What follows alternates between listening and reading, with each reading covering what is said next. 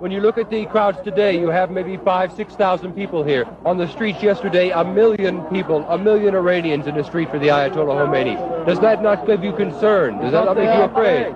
Because they are afraid, yeah, that's right. And most of the people don't say anything because they are afraid. And they are in silence, you know, they don't say anything. Is this the silent majority of Iran out here now? Yes, that's right. Do you want the Shah to return? Yes, Shah, return to the country. What about you,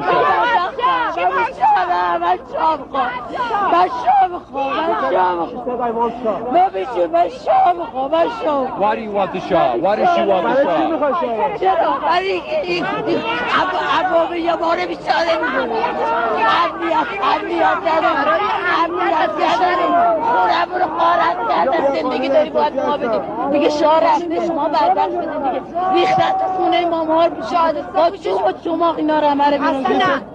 ما شاه میخوایم ما بیچاره این شادی کشتنش حلاله کجای قرآن گفته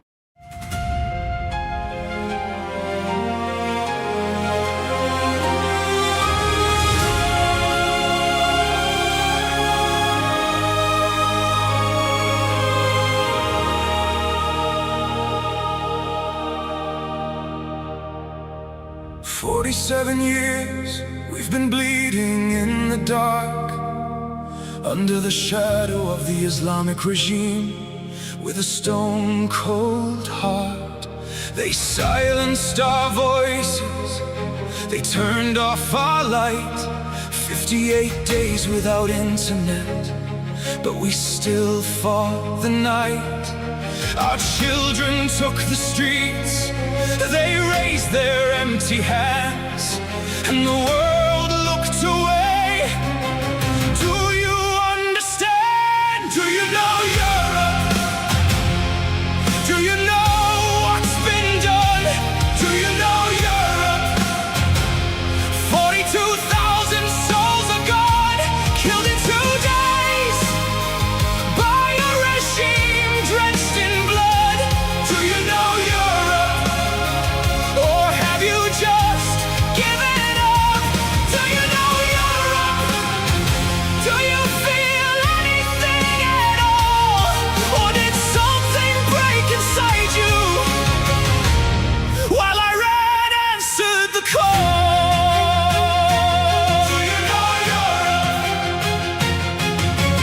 42,000 lives, 2 days, that's all it took. Mothers and fathers and sons, did you even look? We stand with Crown Prince Reza Pahlavi, our hope and voice. Millions behind him marching, he is our only choice. He only fights for freedom, democracy and human rights. But you mock him in your chambers while he fights for our lives, to pull us out of this darkness, this century-long night, while you sign deals with our killers and call it diplomatic right. Do you know Europe? Do you know what's been done? Do you know Europe? They hang 60, 40 souls one by one, hanged within 4 months by a regime drenched in blood. Do you know Europe? Or have you just given up? Do you know Europe? Do you feel anything at all? Or did something break inside you while Iran answered the call? Do you know Europe?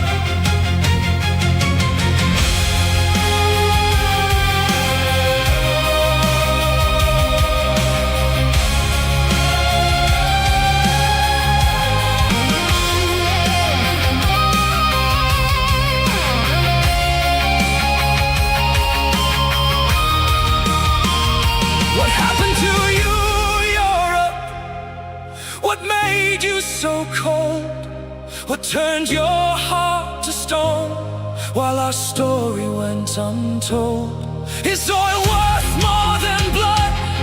Is silence worth shame? Because while you negotiate with murderers, we are dying, calling your name. Do you know Europe? Do you know what's been done? Do you know Europe? 42,000 souls are gone, killed in 2 days by a regime drenched in blood. Do you know Europe? Or have you just given up? Do you know Europe? We are still here. We are still strong. Do you know Europe? How much longer? How much longer? How long? Do you know Europe?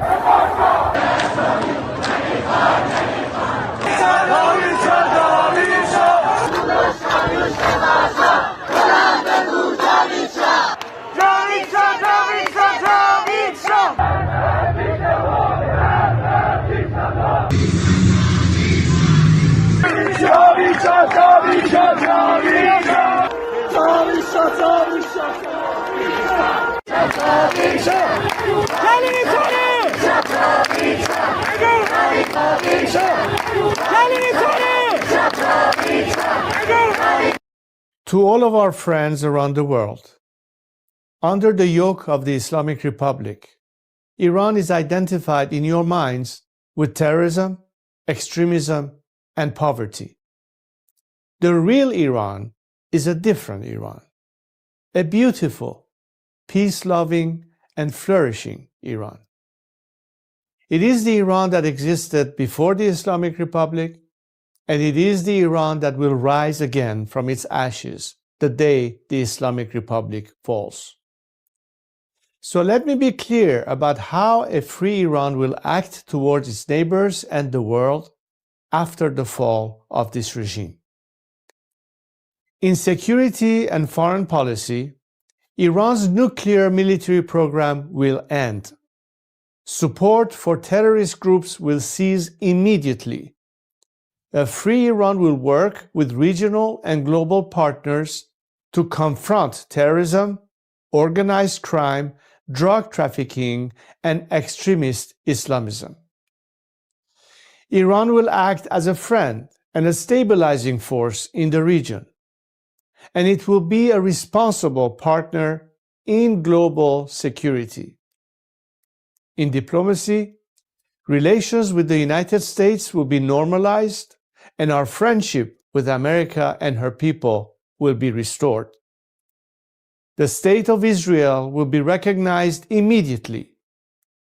We will pursue the expansion of the Abraham Accords into the Cyrus Accords, bringing together a free Iran, Israel, and the Arab world. A new chapter will begin, grounded in mutual recognition, sovereignty, and national interest. In energy, Iran holds some of the largest oil and gas reserves in the world. A free Iran will become a reliable energy supplier to the free world. Policymaking will be transparent. Iran's actions will be responsible. Prices will be predictable. In transparency and governance, Iran will adopt and enforce international standards. Money laundering will be confronted. Organized corruption will be dismantled. Public institutions will answer to the people. In the economy, Iran is one of the world's last great untapped markets. Our population is educated, modern, with a diaspora that connects it to the four corners of the world. A democratic Iran will open its economy to trade, investment, and innovation, and Iran will seek to invest in the world. Opportunity will replace isolation. This is not an abstract vision. It is a practical one, grounded in national interest, stability, and cooperation. To achieve this, now is the time to stand with the Iranian people. The fall of the Islamic Republic and the establishment of a secular, democratic government in Iran will not only restore dignity to my people, it will benefit the region and the world. A free Iran will be a force for peace, for prosperity, and for partnership.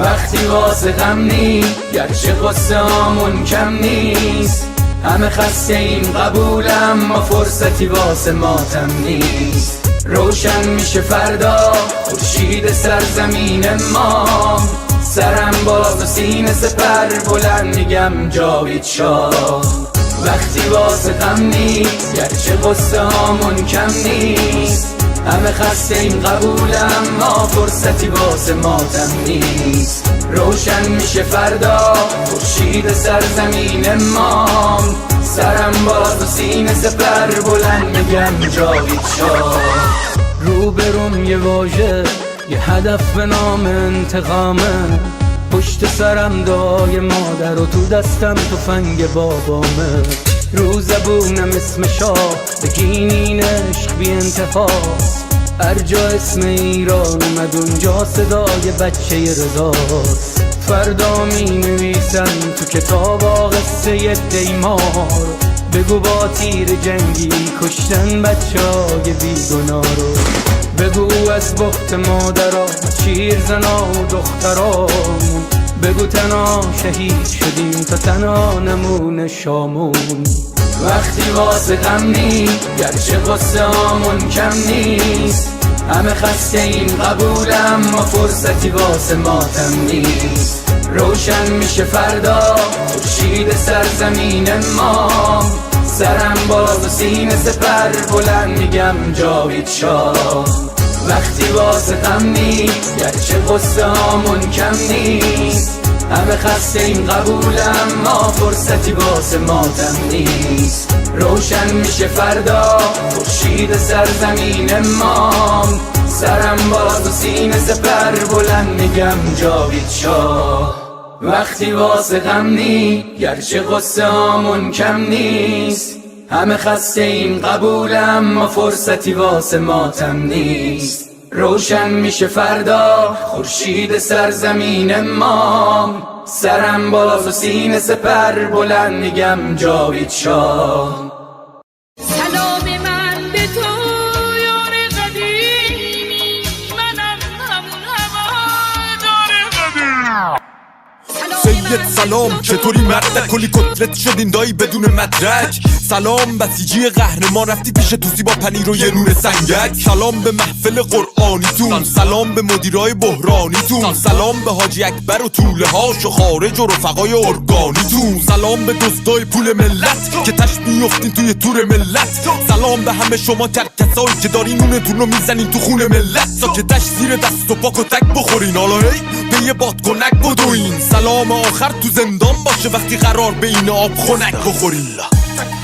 مرگ بر ملا متولی ننگ در دنیا ننگ بر دوتا مجاهد چپی بعد از ملا مرگ بر ملا متولی ننگ در دنیا ننگ بر دوتا مجاهد چپی بعد از ملا اینو بگذاریم به خاک میرسیم تجزیه طلبی که به خاک بیرسیم ایران مردمش وطن پرستن از کرد تا بلوچ بری به فاک میرسی توف به هر چی مرسی است توف به هر کی در پی تجزیه است توف به لوی و همونی که شیفته ی گل ملیگران تو وطن خدا نفتی هست سر کردستان همه برپا شدن بلوچستان فدای مهسا شدن شم واحد که شیر و خورشید ما بقی جعلی ها تنها شدن شادی باشه واسه همه در میهن کور بشه چه شهرچی اهریمن رخه رو بگی تا اون 6 کلاس سواد و خبرگان و مجد سری ترجیحن شبهای عروس و دامادی باشه برن سلامتی نوش کنن آبادی باشه مقصد کجاست میدون شهیاده به سمت اتوبان آزادی باشه سلام به نسل ندید پدیدا نبودیم ندیدیم قدیمتی ما شاه بود تو شادی کل میزدین حالا شاه بر میگرده پیک میزنین مرگ بر ملا متولی ننگ در دنیا ننگ بر دوتا مجاهد چپی بعد از ملا مرگ بر ملا متولی ننگ در دنیا ننگ بر دوتا مجاهد چپی بعد از ملا مرگ بر ملا متولی ننگ در دنیا ننگ بر دوتا مجاهد چپی بعد از ملا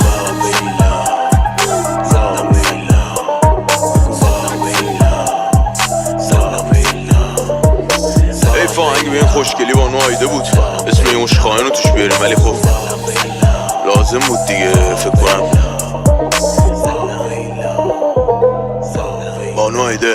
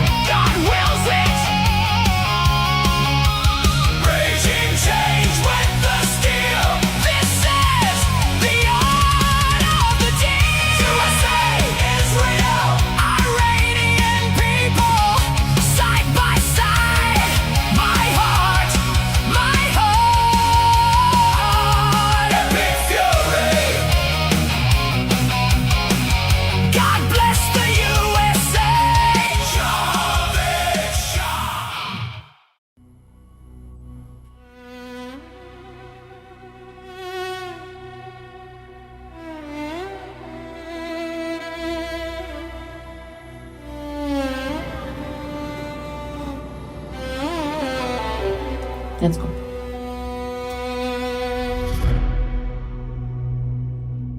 میخوام بگم از دلم، از عشق به این میهنم، به امید روز شکست دشمن شاه برمیگرده به وطن.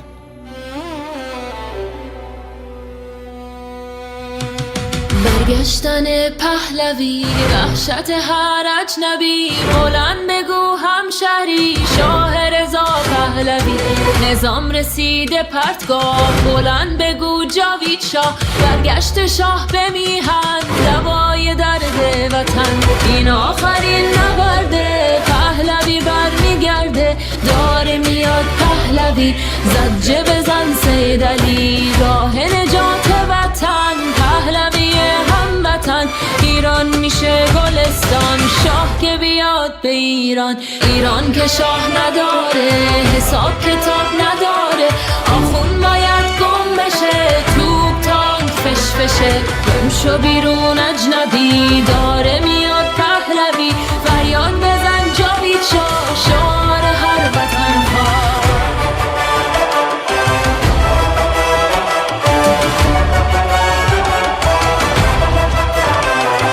ما شاه میخوایم نه ملا، بذار بشنوه دنیا. ایرانی داد بزن، شاه تو فریاد بزن. برگشتن پهلوی، وحشت هر اجنبی. بلند بگو هموطن، شاه رضا پهلوی. فریاد بزن جاوید شاه، شعار هر وطن خواه. بلند بگو جاوید شاه، شعار هر وطن خواه. فریاد بزن جاوید شاه، شعار هر وطن خواه. فریاد بزن جاوید شاه، شعار هر وطن خواه. بلند بگو جاوید شاه، شعار هر وطن خواه.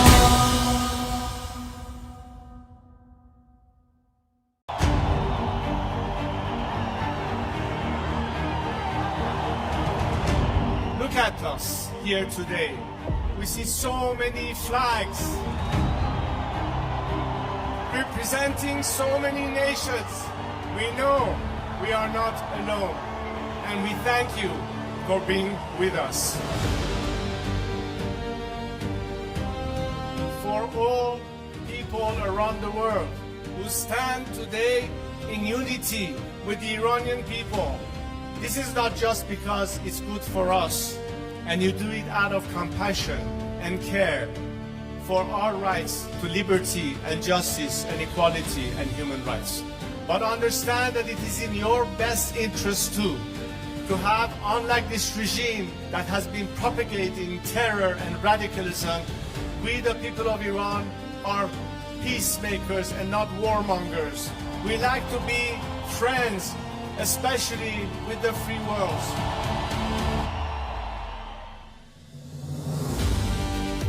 We'd like to be able to have the best neighborly relationship with the people of our area and the region, with the Arab countries, with Israel, and all our other neighbors. We are fighting for justice, we're fighting for human rights, we are fighting for liberty, we're fighting to put an end to all sorts of discrimination. Because as an Iranian, I stand here to tell you that I've dedicated 47 years of my life because I think that my country deserves far better than what we have right now.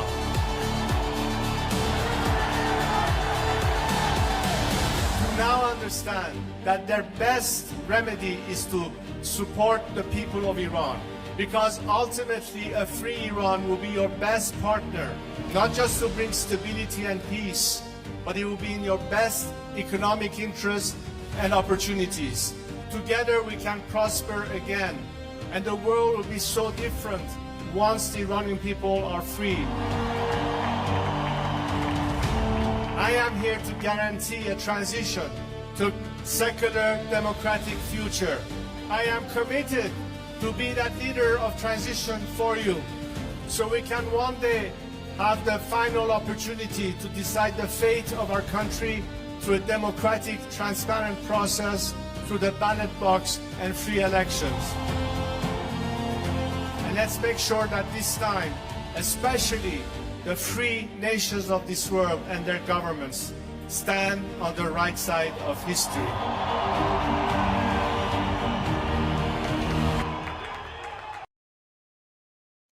Well, Durud. Durud Patriots, good morning, good afternoon, good evening, wherever you are. Welcome to day 166 of Iran Revolution Live with your wonderful and amazing host, the one and only Mr. Armin Navabi. Oh, and your wonderful and amazing host, Goldie Ghamari, the one and only Goldie Ghamari. Thank you, Armin. Yes. Oh. How are you? Oh my God. The President Trump promising a hard attack, a very aggressive hard attack coming anytime. And wow. You want to bring up the Truth Social post? Sure. Yeah. I mean, I'm just bookmarking them right now, but Okay. I'll bring you there's back. a whole bunch. Okay, no, wait, I have them here. Yeah, you know what? The interview on Fox, he also came on an interview on Fox. There's so much. There's Pete Hegseth, his update. We need to go through all of this. All right, why don't we start with President Trump's Truth Social posts? So let me just pull it up here. And wow. Okay, so President Trump posted 4 hours ago. Guys, this is good. This is good. It's good.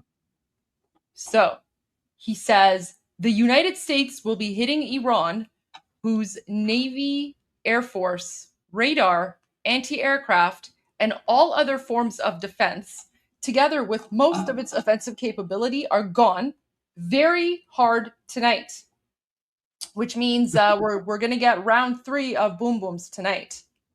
At some point in the not too distant future, we will be taking Kharg Island. I called it. Yep, Goldie, guys, Goldie's always right. She told you way before people were talking about Kharg Island. Goldie told you. Months ago, like yes. At least like a month, 2 months ago, I said that Kharg Island is strategic. So now President Trump is confirming we will be taking Kharg Island and other oil infrastructure points and assume total control of their oil and gas markets, much like we have with Venezuela, which is working out brilliantly for both Venezuela and the United States of America. Thank you for your attention to this matter, President Donald J. Trump. Wow. Tonight. Well, we don't know if they're taking Kharg Island tonight because he says at some point. They're hitting hard, yeah. Yeah, they're hitting hard. So he's confirming 3rd round of Boom Booms, but he's confirming what I said they're probably going to do eventually, which is take Kharg Island. Because if you control Kharg Island, that's basically controlling pretty much 90% of the Islamic regime's oil and gas market. Yeah, and Goldie, it seems like if that happens, this seems like everything was according to a plan that has been in place from the beginning. Like they took out, like they had already planned this a long time ago when they destroyed the military infrastructure in Kharg Island. It was preparing for this. Recent attacks on the radars and blinding the Islamic Republic has been preparing for this. Right? So if this is the plan, then this is a plan that has been in place for a long time. And President Trump has just been talking about negotiations and these people are, they're going to get a deal. All of this just to get to this point, maybe.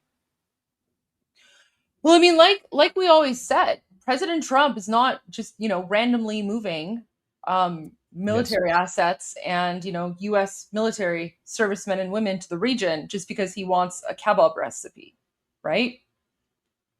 But that's also a factor, though. It's not the only factor. I mean, we do have the best kebab. Iranian kebab is the best. That is true. Yes. But he's not going just for the kebab recipe, right? Not just, yeah. And now he's confirming it. He's confirming that they're going to take Kharg Island, because if you do that, like that's like a huge, an even bigger economic squeeze and chokehold. So that was his post from a few hours ago. Now he has posted a number of videos on his Truth Social from Fox News. I think this is his full interview. Should we just go through it and play it? It would be easier. It's also on YouTube. I think it would be easier for you to manage it if it's on YouTube, no? Or do you want to play it from there? Do you have the full interview on YouTube? Yep. You want me to put it in the private chat? Actually, why don't you share it then? Okay. Now you can pause and make commentary. Okay. Sounds good. Wow. So many updates, and there's a lot of clarifications here from President Trump. So let's watch this. Well, I'll say it this way, that it's almost an ultimatum now. That there's no more. By the way, this is, I promise I didn't skip the beginning. This is how the video starts. Well, I'll say it this way, that it's almost an ultimatum now. That there's no more negotiation at this point. You went back and forth with them. You gave them 2 weeks. And now they have to take the deal that you have offered them, that you tried to negotiate in good faith, or everything goes and the people can be liberated. Is that what's happening right now? Well, that could happen if we want to keep going. And, you know, the deal is a very good deal. The problem with the deal is that it could be the greatest deal in history. They could wave the white flag of surrender. They could say, we surrender, we're finished, we've had it. The United States is the greatest power. Praise be to Allah. And they could do all of this. They could say it. Oh, he's saying it on the call now. Oh my God. Oh my God. We've read him say that, but now we're hearing it, guys. Look at this. He's saying praise be to Allah. We're hearing it from his own mouth. Oh, okay, one more time. Of surrender. They could say, we surrender, we're finished, we've had it. The United States is the greatest power. Praise be to Allah. And they could do all of this. They could say it loud and clear, and the fake news would say it was a great victory for Iran. I mean, it's the craziest thing I've ever seen. We're killing them. It's killing them. They have no Navy. They have no Air Force. They have no anti-aircraft. You know, we're flying planes over the middle of Tehran, and they have no idea what we're there. We've knocked out all of their radar, all of their anti-aircraft. Much of their missiles, they have probably less than 20%. We think about 20%. Most of their launchers, they have the missile launchers, which are quite important. Their drone capacity is way down. You see it. I mean, it's way down. Their attacks are very minor. They're finished. And yet, the fake news, just like with the election, the fake news is out there saying, wow, Iran is doing just so well. Trump is doing terribly. I watched it yesterday, one of the shows for 5 minutes. Haven't seen the show in a long while. This fake Joe Scarborough talking about how well Iran is doing. I'm saying, where do they come from? It's just the craziest thing. Yeah. And behind the scenes, I will tell you, they won't even dispute it, although they probably would because it makes sense. They're very good. Iran is very good at publicity, but they're not good at fighting. But I took a look, and I must tell you, they can't believe the press they get. You know why I think President Trump is impressed with the publicity of the Islamic Republic? Because the Western media in the United States is the Islamic Republic's publicity. So the fact that the Islamic Republic has managed to get its narrative all over the Western media, President Trump was like, okay. Right. I give that. You have a lot of allies here in the United States. I give you that. They can't even believe it. Yeah. And they told me, they said, it's amazing how well we're doing in the papers. We're not doing so well. They're negotiating with us to make a deal. Well, Mr. President, it's hard for them because they are proud. They're very proud. We know been the bully. They've been the bully of the Middle East for 47 years. Yeah, they have. They've been ripping off our president. So I think President Trump's, when he says they're proud, is his way of saying that they need to save face. Like he has understood the internal politics of the Islamic Republic, and he knows that this is a huge weakness for them. The pride that they have politically translates to them needing to save face among their followers, and that's why they're limited when it comes to their maneuverability when in the negotiations. That's what I think President Trump is referring to here. Stubborn is stubborn because they have to be, like, because if they because they can't be flexible. Because of the situation they have created for themselves. They don't have flexibility because the regime supporters will turn against them if they do. Yeah. Also, can I just add something? So I'm seeing some people in the comments are saying, don't interrupt the president. Guys, if you want to watch the full video uninterrupted, you're more than welcome to. It's publicly available. We're providing political commentary and analysis. So we will be pausing to give our thoughts as we go through the speech. That's kind of the whole point of the show. So that's why we're stopping here. Okay.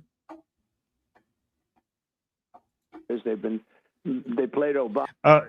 Yeah. Okay. Obama for a fool. The JCPOA is the worst. Oh wait, apparently, Armin. Apparently, they were referring to. Sorry. So apparently, people saying stop interrupting. They were referring to the one of the news anchors who was, I guess, interrupting, not you. So I was like, okay, because guys, we've literally been like stopping and starting messages and comments and interviews for like the last 166 days. Yeah.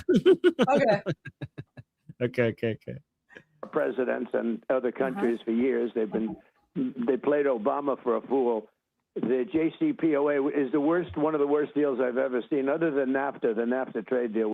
So, guys, remember, every time President Trump says they played Obama for a fool, that should reduce your concern regarding whether the Islamic Republic will be able to do. Because I know some people are concerned that the Islamic Republic will be able to buy time or fool President Trump. But every time President Trump says that they have done this to Obama, that means that he's very much aware of the Islamic Republic's ways. And given what he's seen, what they have done in the JCPOA, it makes it, very unlikely for President Trump to repeat that mistake. Which was maybe the worst deal ever made. Mr. President. But the JCPOA... Oh, that's what she was referring to. Mr. President? ...was a road to a nuclear weapon. Mine is a road to no nuclear weapon. Right. They can't have a nuclear... It says you cannot have a nuclear weapon. We will not have... And I didn't like it. It wasn't strong enough because it said develop. You cannot develop. I said, no, I want buy also. So they fought me on that for a day, and then they agreed to it. You cannot develop or purchase a nuclear weapon. So we got everything, but the press just covers it so crazily. They don't worry about it. No matter what I do, the press will say, it was a great victory for Iran. These people are great. Mr. President. It's Trump derangement. Yeah, Mr. President, I agree with Brian. Don't worry about it. Our viewers are watching Fox, and so they see this coverage. They're not reading the New York Times. But we know that you've destroyed their air defense systems, their radar. Their Navy is at the bottom of the ocean. We know that we know that America is winning this fight. But when they destroy or they shoot down one of our Apache helicopters and we strike Iranian targets and then they fire missiles at our bases in Bahrain and Kuwait and Jordan, we have to fight back. So when you say you don't think America has the appetite to do what we're seeing tonight, I think we do. I think we're ready to see this because, like you said... Well, Ainsley, part of the problem is that they read the fake news. I mean, because Fox is great. All the anchors on Fox have been fantastic, from Sean to Jesse, Laura. I mean, they've all been great. Everybody, every single anchor has been great. You guys have been amazing. And Trey Yangster's a superstar. I mean, he just covers it so accurately. And I don't know Trey Yanks, but I mean, he covers it so accurately. It's so beautiful to watch. And he's got a level of excitement. That's great. That's amazing. But the accuracy is so good. I just saw him on your show a little while ago, and I said, that's exactly what's happening. I'm not saying I want the advantage or this. I just say that's what's happening, and that's the way it should be covered. And if it was covered that way, the public would say, wow, what a great situation this is, because we are stopping a very evil nation which has killed thousands of our people. No legs, no arms, face obliterated. What they've done with, the roadside bombs. Soleimani, who I killed. But Soleimani was their top general. He was a brilliant general, an evil person. But he was a brilliant general. He was a violent general. And he was the father of the roadside bomb. And they sent him off by the thousands. And every time you see a soldier without his legs and arms and beyond, that's Soleimani. So guys, remember that means that the Islamic Republic has killed more Americans and American soldiers than any other existing state. This is a fact. This is a verifiable fact. Many of them under the leadership of Qasem Soleimani, who President Trump killed. And all of them under the leadership of Ali Khamenei, which President Trump and Prime Minister Netanyahu killed. So the United States was already at war with the Islamic Republic. I mean, I don't know how else you would describe it, given that the Islamic Republic has declared war against the United States since 1979. They took Americans hostage. At the first year, at the beginning of the revolution, right at the beginning of this regime, they declared war, officially declared war against the United States. They have been saying death to America every single day, and for the past 47 years, and they have meant it. And they have killed Americans more than any other currently existing states that is out there.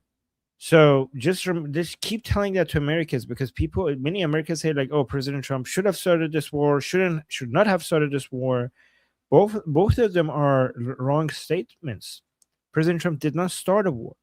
President Trump is in the middle of trying to end the war that has been going on for the past 47 years.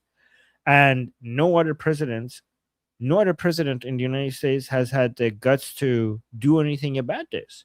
Like, it's insane that you have a state that has declared war in the United States and no American president did anything about it until President Trump.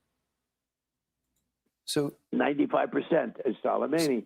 So I took care of that, and now we have Iran in a very, I guess the ultimate position. They have no choice. But the only negative we have is we have everybody writing about it incorrectly. We have fake news. But that's where the term fake news feeling came from. is like your strategy is like an anaconda. You're slowly you'll talk to them, but you're slowly squeezing them to death. Yeah. I'm talking to them. Hey, I'd sort of like, I'd like to get a deal now, less than 3 or 4 weeks ago, because, once you do this, you could just go a step further. But I don't know that America has the appetite. So, guys, every time you hear the word deal, a lot of people get upset when they hear the word deal. Just remember, in your head, just say, like, as long as it's a surrender deal, we're okay with it. Because even when you're at war with a state, at the end of the day, when you defeat them, you have to make the defeat official. So a surrender deal is just an admission that we lost. A surrender deal is just an admission. It's just making the loss of the Islamic Republic official. To do what I would really much prefer doing. You remember in Iraq, I said, don't go in, but they went in. They made a big mistake.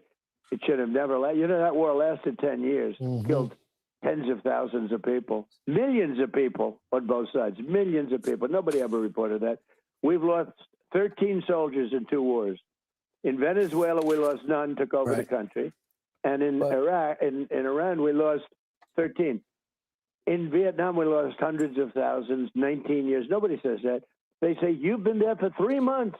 3 months, they're going crazy because I've been there for 3 months. I've decimated the country in 3 months. Are you thinking and next? They blame me, Brian. They said, you said you'd be out of there faster. Well, it's a much bigger situation now because we've done a better job than anybody anticipated you could do in such.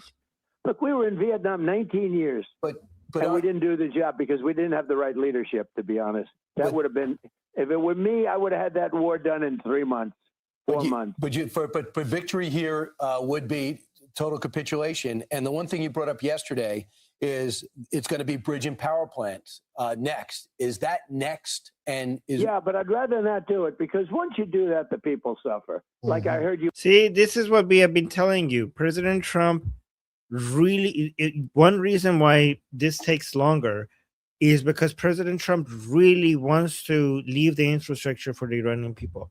I know many Iranians would like President Trump to just get it done with.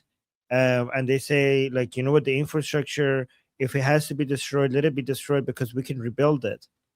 But it actually shows how much care President Trump has for the Iranian people. It's absolutely insane where people think claim that, oh, President Trump wants to commit genocide on the Iranian people. President Trump can, guys, let me tell you something. President Trump can destroy the Islamic Republic. I mean, the United States Army has the capacity to destroy the Islamic Republic within 24 hours.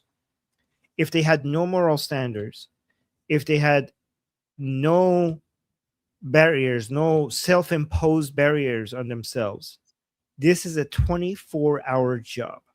I promise you there is enough military power in the United States for them to get this job, get this done in 24 hours. The reason why it never gets done in 24 hours is because of the moral standards that the United States has. And because they don't want to cause too much damage to the Iranian people. And also because the United States doesn't want to put its soldiers at risk unnecessarily, right? They want to, I mean, obviously every single American soldier is committed to this, to whatever the country needs. But the United States has to always exhaust all other options before putting its soldiers at risk. All other options. And when they're ready for anything else, every single soldier is obviously knows what they signed up for, of course, right? But these are the self-imposed restrictions on the United States has put on itself.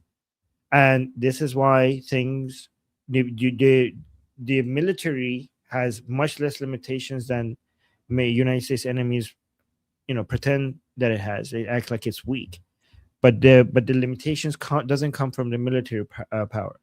The limitations come from the moral standards, which in the short term makes United States look weak.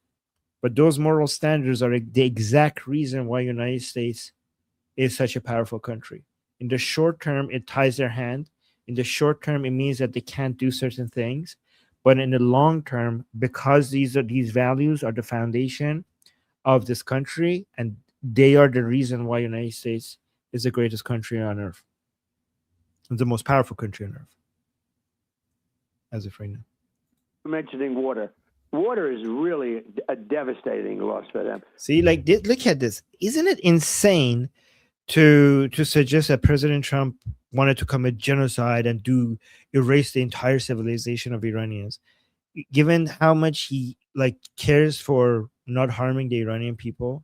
I mean, you see that? Honestly, no serious or legitimate, rational person ever assumed that's what President Trump means or what he's saying. I mean, could the language he used have been different? Yeah, absolutely. But no one actually thought he meant that. And, this was just basically like the woke left and the Democrats and the communists and the, Trump derangement syndrome people just taking this to the extreme, and all of them pretending as if they suddenly care about the Iranian people.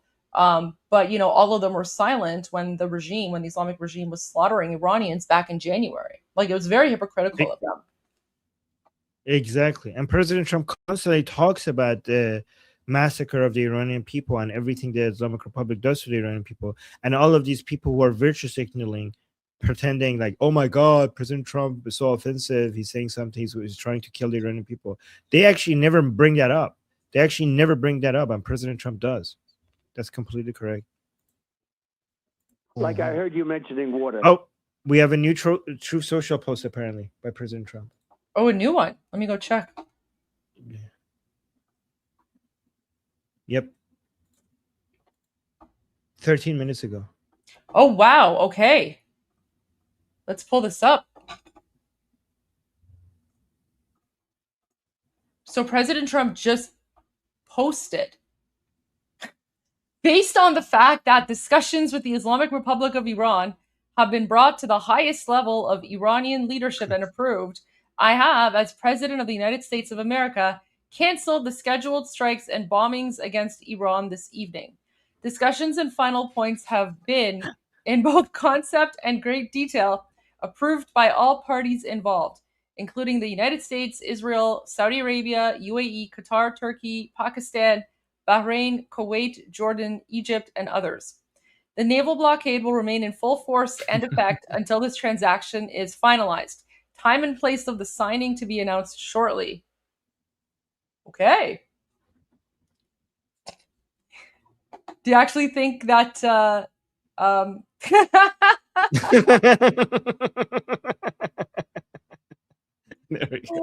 There we go again. Do you actually think that that President Trump, or like, I mean, not President Trump, do you actually think that that the Islamic regime is going to sign a surrender deal? In Because 24 hours? President Trump said that, you know, he basically wants a surrender deal, right? Yeah. Well, not yet. I mean, they have to. I don't see it happening anytime soon. But this is the roller coaster that we're all on. Wow. Oh, wow.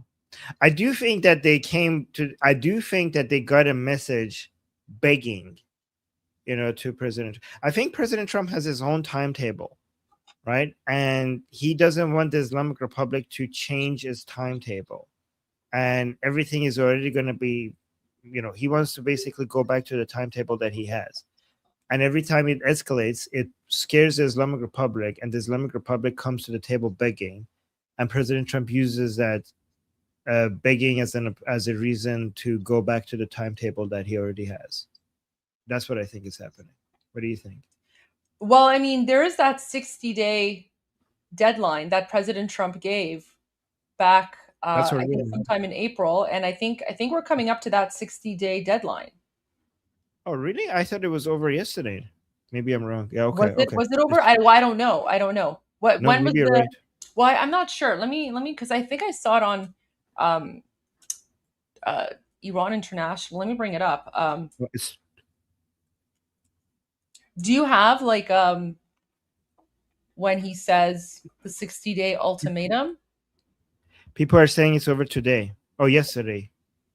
Depending on where you are in the world, it's either today or yesterday. Okay. Yeah.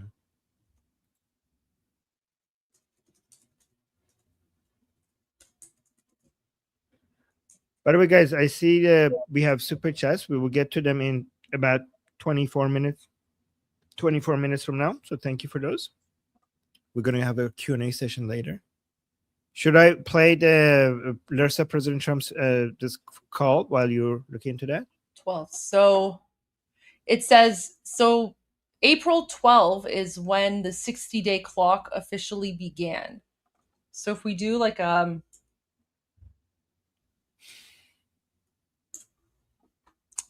so if we go April 12, 2026 to today. Today is 60 days. There you go. So yeah, this so the 60-day clock, he basically gave the Islamic regime 60 days, and that began on April 12, and today is day 60, which means they basically have until today to sign, and then today's the last day. Goldie, a lot of people are upset that President Trump. Oh, wait, Armin. Oh my gosh, I just realized. Guys, I saw in the chat, you're right. Today's the 11th. No, that's fine. Sorry. No, guys. Today is a 60-day. Today is June 11. I did like the dates conversion calculator. So today is day 60 if we're going from April 12th to today. Yes. Okay. So Goldie, a lot of people are really upset regarding President Trump's post in the chat. Do you want to say, like, what do you want to? You're our source of inspiration and hope, and to keep on track. Do you want to say anything to them? I mean, President Trump is looking for a surrender deal. Do you actually think that the Islamic regime is going to sign anything? And given that the deadline, the 60-day deadline is today, President Trump is basically saying, you know, you have until the end of today to sign. And if you don't, then the 60-day, you know, potential period to come up with, you know, a solution is over. And I honestly can't see the Islamic regime signing anything or agreeing to anything, right? Because President Trump's demands have not changed. President Trump's demands have not changed. He still wants to go in and take the enriched nuclear dust. The Islamic regime has to stop funding its proxy military forces. They have to stop their military nuclear enrichment program. They have to what's the other one? Stop, severely limit their ballistic missile program, and they have to open up the Strait of Hormuz. And they haven't agreed to any of those. Are they going to magically agree to those in the next few hours? I don't think so. Yeah, I mean, as long as the red lines don't change, this is what we're hoping for. As long as the insistence is, for example, on the enriched uranium leaving Iran by America and Americans coordinating that and being involved in that, that would still be a surrender deal. So I hope President Trump's red lines of what would be an acceptable deal that makes it a surrender deal does not change. Because if it does not change, either the Islamic Republic will not do that at all, or if they do, it's basically the beginning of their end. The deal has to be a surrender deal. And I see a lot of people are still upset. Guys, if you want to talk about this to somebody and if you disagree with our take, come to our discussion group. It's open today. Let me actually quickly show this. Our discussion today is open to everybody. You can see it's open today. If you come join our discussion group, you could come and disagree with us over there, and we could talk this over with each other. Right? So the link is in the chat. Goldie, should we go back to the finishing the call with President Trump? Okay. Yeah, well, because he says a lot of really important things in the call that are very relevant. And I have some really important updates as well that I want to make sure that we get through before we go to the Q&A section. So let's just do that. Water is really a devastating loss for them. I could do that in 1 minute. They knock out the. What is your message to the Iranian people? But the problem is the people won't be able to drink water. I mean, what are they going to do? What is your message to the Iranian people, Mr. President? They now have the internet. Well, my message to the Iranian people is they're afraid because they have no guns, and the other side has guns, and they have a rally and they get shot. They hung the wrestler and his two friends. They hung him from a crane, believe it or not, violently. He was a very top wrestler, and they hung him. They've killed at least 40 to 50,000 people. And the people are afraid. You know, when you have a machine gun staring you in the face, or when you have 4 snipers on 4 different buildings shooting people in the head, it's hard to have a rally, okay? It's not a rally that, are you going to get them one weapons? Goes down, another, 3, 4 people laying. He's asking, are you going to give them weapons? What is he going to say here? Laying down alongside of you with a bullet in their brain. And they run. I can't blame them. Who's going to blame them for that? So can you get them weapons, Mr. President? Can you get them weapons? Provide air cover? Well, we actually sent them weapons, and we were very disappointed by the Kurds, to be honest with you. The Kurds let us down. I disagreed with the decision. You know, I was saying, no, I don't believe they'll deliver them. I think they kept them for themselves. I think. Are you going to try again? But are we going to ask? Are you going to try? Are we going to try again? Remember that, Kurds. I'll remember that. But they have some guns, but, you know, they don't have the weapon. Look, even if they had some, they're petrified because this is different. This isn't like in this country. If you shout at, you have a vicious group of people rioting someplace. If the police shout at them, they end up ruining the policeman. You know, they ruin them. They take away his badge. They take away his in Iran, family, they give him a his medal. life, his pension, his everything. They take away his car. Mr. It's President? slightly different. Over there, they shoot him, and the rallies dissipate very quickly, as frankly, I think is pretty normal. Why won't they very rarely can that happen because it's there are not many countries. China was one that was able to do it in Tiananmen Square with the tanks.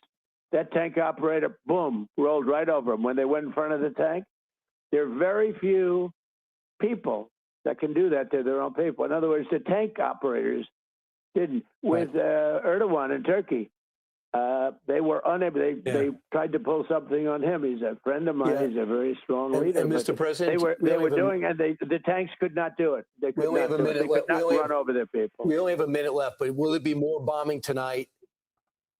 Yeah, there will be more bombing tonight. It'll be bigger, more powerful. Don't forget, we've knocked out all of their anti-aircraft. They don't have any they have nothing. I mean, they may get lucky with a shoulder weapon or something, but for the most part, you know, they have no They have no defense. What did the representative say in your phone They're call with finished. them? Guys, like, to be fair though, we were looking forward to it. Like, I know President Trump has his own plan and his own timetable, but I'm pretty sure most of us would have been really happy if there was some aggressive attacks in the Islamic Republic tonight. Like, we can't deny that.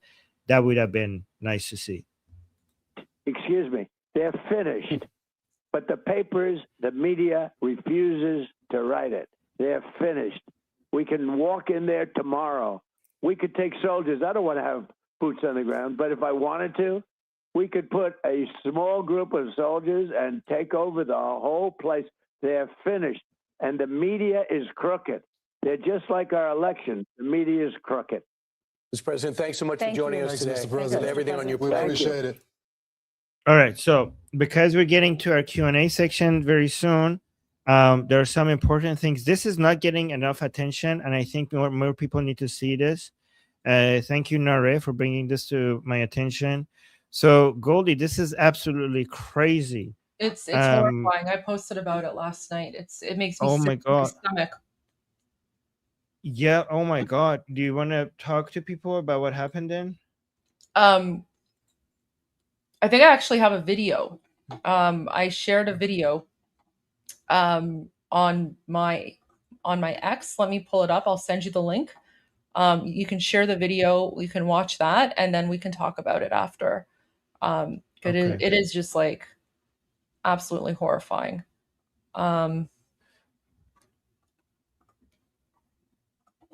So, guys, basically, Here.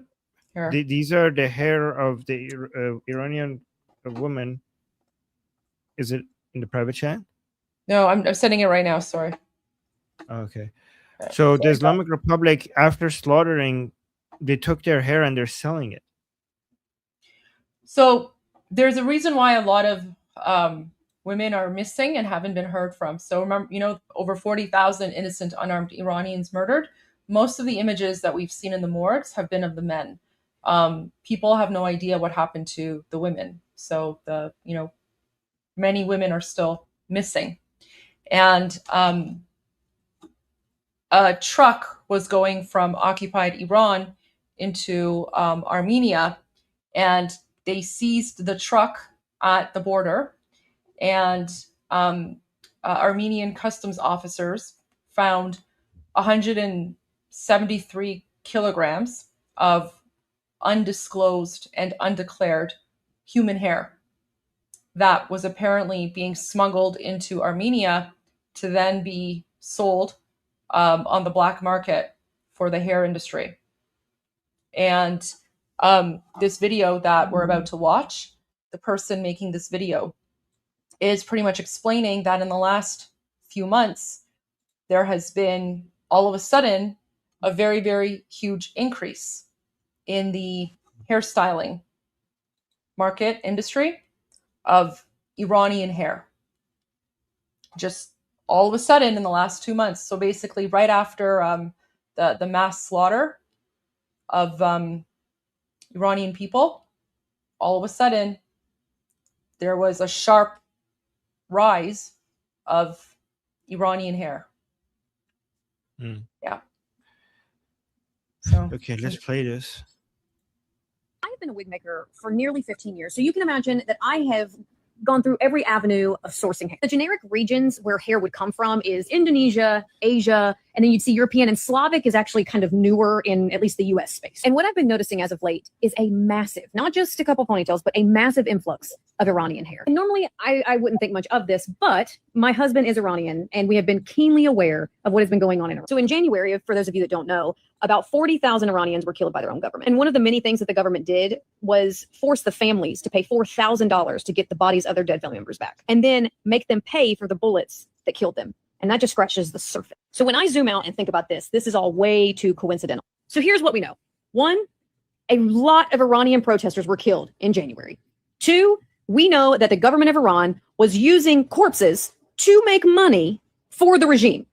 And then 3, about 4 months later, we get a massive influx of Iranian hair in the US. No?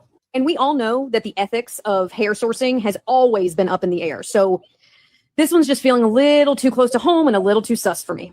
Let me know what you think. Am I crazy? Okay. I'm going to show another video now. Thank you, Goldie, for that video. And thank you guys for, guys, please share this. More people need to know about this. But this video, I don't know, it's a bit disturbing and it comes with a warning. I think there's just some scars. It's not, I don't think it violates YouTube community. So, should I share this or should I just read the caption? I mean, you can share it. It's new. Okay, so guys, there's a scar here, so just letting you know before we play it, if you don't want to watch. I'll tell you when it's safe to come back. Okay, so I'll read the caption for people who don't want to watch. Video received by Iranian International shows an injured protester shot by security agents during the nationwide revolutionary of January month of January, with a bloody foot and in a weak voice, still chanting Javid Shah. So look at this. This was in early January protest. This person was injured in the protest, and still, even after being attacked like this, he's still shouting. This is back from January, right? But the video just surfaced in the middle of the Lion and Sun Revolution. Watch this.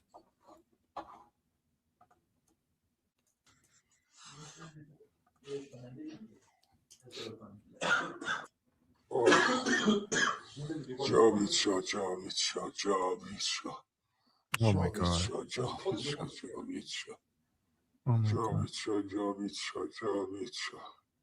Wow. Wow.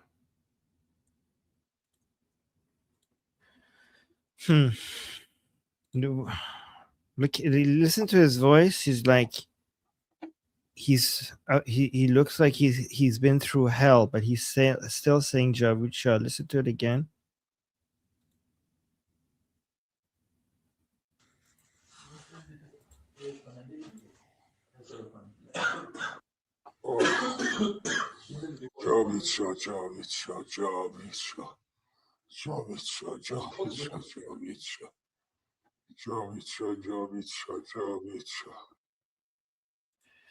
I'll put the link to this in the chat, guys. I saw somebody asking for it, so I'll put the link to this in the chat.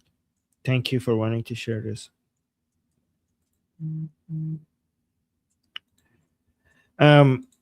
Important video from Pete Exit. Let's watch this. CENTCOM, Central Command, will be busy tonight because President Trump said we will be hitting Iran hard, and we will be. Because Iran has a chance to make a good deal, a great deal, to codify what they said they've been willing to do, and they haven't been willing to do it. So, as President Trump said, they've been tapping. You can see when someone's trying to tap on a deal. Instead, they're going to have tap bombs dropping on key facilities in Iran from the United States of America. And that's not because we want to restart anything we don't have to restart. It's because the War Department is prepared to set the terms to ensure that we get the kind of deal President Trump expects. CENTCOM, Central Command, will. Okay. There's that was a video that was being widely shared before we went live. I have another video, guys. Let me just refresh this. Okay, so Goldie, should we play this? It's not the full interview, but it's. Oh yeah, of course. Yeah? Okay. Let me know if I'm getting any better or not. Okay, so I'll just play this. I was on, guys. I was on OAN, asking for some updates. So let's see if I have. You guys, let me know if I've improved at all. Yeah. Let's watch this. What do they mean when they say they're going to expand their responses to the Red Sea? Well, the Islamic Republic, first of all, thank you for having me. The Islamic Republic has been threatening that for a while now at the Bab el-Mandeb, closing at the Bab el-Mandeb. The Houthis have been not responsive to the Islamic Republic as much as before. I think the Islamic Republic is running out of money. They're running out of not just revenue but liquidity, and the Houthis are still responding to the Islamic Republic's demand, but not as much as before. All the proxies of the Islamic Republic are watching how much the Islamic Republic protects Hezbollah in Lebanon. And this is why the Islamic Republic is very desperate to show that it supports its proxies, because if it loses the loyalty of its proxies, it will stop being able to use them as a leverage against United States and its allies, and it will have less of an upper hand at the negotiating table. Remember this, the Islamic Republic has only three basically leverages left, and two of them are not very effective. One of them is the enriched uranium that it could offer to give up, but it can't really give them up, because if it does give them up, then the pro-regime people will turn against the regime. The other one is the Strait of Hormuz. We got confirmation from President Trump that that's not really effective, because they have already moved so much oil through the Strait of Hormuz, so the Islamic Republic is actually not able to control the global markets as much as it was hoping. They were hoping to have $200, $300 per barrel by now, but we're under 100, so that has been embarrassing. So the only leverage the Islamic Republic has to have the upper hand at the negotiating table is the proxy. So we'll see if the Islamic Republic is able to expand this. But by expanding means like basically getting the proxies involved, and other than that, just themselves just bombing the Arab countries around the Persian Gulf. But that ability has been reduced significantly thanks to the Israelis. But we'll see if they could find a way to convince the Houthis to finally get in on the fight. One thing else I just want to mention: if they could bring the Houthis to close the bubble mandab, they would have done it by now, because I mean, they killed Ali Khamenei. Like, is your supreme leader not worthy of that of a response like that? Like, you could have done it, and you're holding back. Nobody believes that. So I think they're trying to convince the Houthis to get back in on the action, but they're having a very hard time doing so, because Operation Economic Fury and the blockade on the ports, Iranian ports, are very, very effective. So, and all of these proxies can see that this is a sinking ship, and that's why they're not as loyal as they used to be. Okay. How was that? Was that okay? That was fantastic. That was great. No, Okay. you did fantastic. That was really well done. That was really good. Okay, well, Very thank you. impressed. I talked.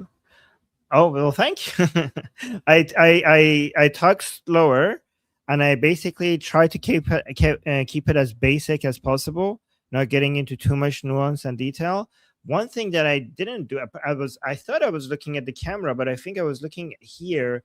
Next time I'll try to make sure I actually look into the lens next time.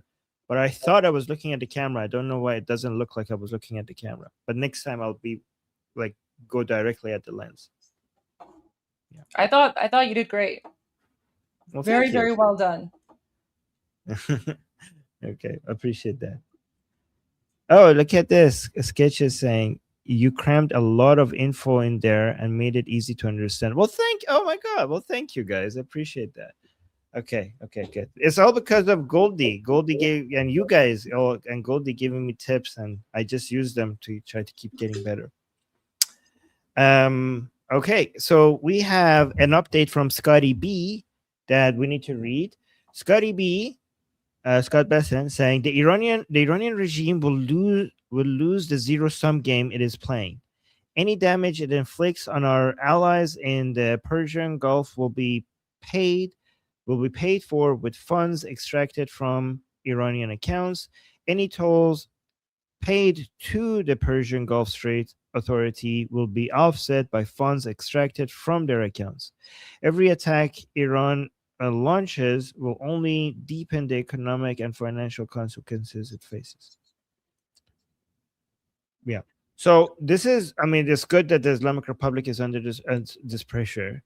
I do wish that all of this money was kept for the Iranian people, because these countries, these Arab countries around the Persian Gulf, they do not deserve any of this money, because they're also part of the problem. They're part of the reason why we're here anyways. But it's good that the economic pressure is working. Okay, we're 2 minutes away from our Q&A session. So guys, I'll get to the super chats soon. Just one good news. I don't know if you guys know who this is. This is Trita Parsi. This is the Islamic Republic's propaganda arm in Washington, D.C. This news made my day. Yeah. And finally, somebody's doing something about it. Guys, the Iranian people hate this man. And they also hate the Democrats for and the progressive left for being so close to this person. Guys, this man is responsible for NAYAK, the organization. This guy is the bridge between for years has been the bridge between the Islamic Republic propaganda and all of the BS that you hear in the United States that is a mirror of the propaganda of the Islamic Republic. You know, when you watch a lot of podcasts and YouTube videos and news channels, mainstream media, and you hear like, why are these people repeating the Islamic Republic narrative? This guy is the reason. This guy is the importer of the propaganda of the Islamic Republic from Iran to the West. The main person, the main bridge, who was created. He's a project of the so-called reformists of the Islamic Republic. And we Iranian people always wanting to raise more awareness about him and make more Americans aware that the Islamic Republic actually does have a lobby group in Washington, D.C., which should be illegal. Like the enemy of United States, the main enemy of United States, has a lobby group by the Islamic Republic in Washington, D.C., and this guy is the head of it. And so many Americans didn't know about it. And now finally, under President Trump, something is being done about it, apparently. So let's read this news. Yes, exactly. This is actually, this is a good summary. Texas Trip is saying Trita Parsi is a walking Al Jazeera. Perfect summary. Perfect summary. That's great. Fantastic. Thank you. That's you know what? I should have just said that. I don't know why I worked so hard explaining all of that. I should have just said that. Right. Anyway, let's see what happened now. So, Free Press reported, citing some individuals in the Trump administration, that the U.S. State Department has launched an investigation into Trita Parsi, founder of NAYAK. Boo, guys! So, NAYAK bad. The competitor to NAYAK is Nufti. Nufti is pro-American, pro-Israeli, team of Princes of Pahlavi, which basically tries to undo everything. NAYAK is basically the arm of the Islamic Republic in Washington, D.C. So founder of NAYAK, and guys, this is why we hate the reformers, because this is the project of people like Zarif and Rouhani in the Islamic Republic, who are supposed to be the reformers. Founder of NAYAK and executive vice president of the Quincy Institute, and may take steps to revoke his green card and deport him from the United States. Guys, one thing you have to understand that is within the Islamic Republic, the so-called hardliners, their language is more Islamic. The so-called reformers, they have learned the language of the left. They have learned the language, so they're anti-capitalism. Right, guys, the Islamic Republic has learned that anti-capitalism works against America and against Israel. So they're anti-imperial, anti-capitalism, anti, I don't know, anti so-called anti-racism. All the they even use the LGBT and narratives to come and infiltrate into American politics, right? So the reason why so many leftist people like the so-called reformers of the Islamic Republic is because the so-called reformers have learned the language of the left. They have learned the language of the left. Yes, this is a good summary. Basically, anti-Western. Anti-capitalism is basically anti-Western. Anti-imperialism is just their code for being anti-West. So they have. So it doesn't have to be. The reformers have learned that to have influence in the United States, they have to put the Islam language aside, and they have to speak leftist. They have to speak anti-Western, right? And then it says, according to this report, Parsi and those close to him clearly view the State Department's investigations as a serious threat. Free Press added that Laura Loomer, CEO of the Quincy Institute, told the think tank's the think tank's staff and financial supporters in April that the chairman of the institute's board of directors had agreed to her request to fund fund legal costs in preparation for a potential deportation attack against Trita. Well, that's fantastic. According to this report, the Quincy Institute is in the process of hiring an immigration lawyer who has recommended immediately preparing an emergency. Well, how do you pronounce this, Goldie? An emergency what? What is this? Habeas petition. Habeas. What does that mean? It's a Latin term. Basically, it's like a sort of like a Hail Mary. It's basically Okay. it's basically just like a last minute petition, like a emergency. Think of like an emergency petition, Oh, okay. like So a an last resort type emergency, of thing. last resort, okay. Emergency habeas petition for him, so that in the event of Parsi's sudden detention by immigration authorities, the petition will be ready.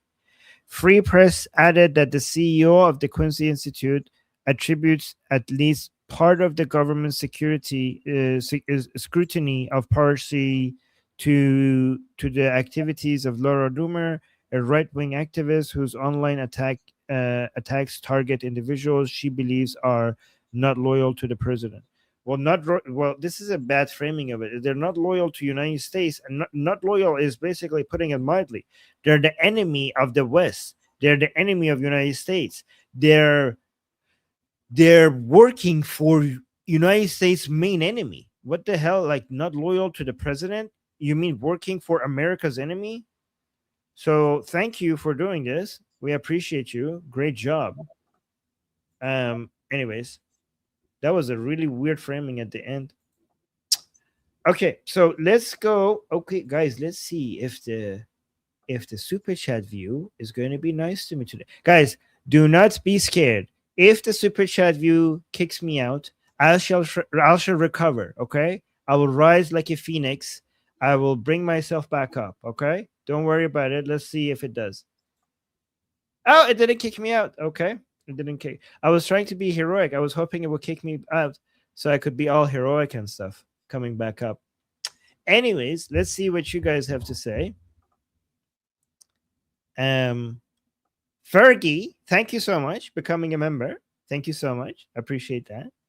And we have Fleshy Interloper saying, good afternoon, all. Good afternoon. Well, I mean, we have to cover all of it. What is it? The Truman Show. Good morning. Oh, good morning. And in case I don't see you, good afternoon, good evening, and good night. And yeah, from wherever you are, guys. Thank you, Fleshy Interloper. And then we have William with a super chat saying the ceasefire will intensify. I don't know. The ceasefire. Oh my God, this is bizarre. I don't know. What timeline is this? Yes, William. Yeah, I mean, guys, even if the ceasefire continues, we have seen so far that this ceasefire is very fiery ceasefire. It's a very fiery ceasefire. So we're still going to have some boom booms, I'm assuming. Rose. Oh, wait. Oh, yeah, Rose. Hi, Rose. Oh, my God. Okay, I know this person. Saying, thank you.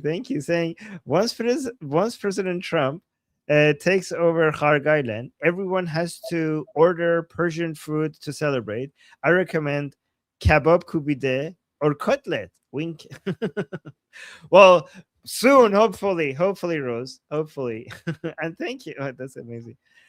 Goldie, do you want to talk about what you guys are doing more? No, I mean she's doing a live stream like later this evening, but that's fine because I could talk about that like later on my own live stream, so it's all good. But yeah, if you guys want to learn about space, go join her channel.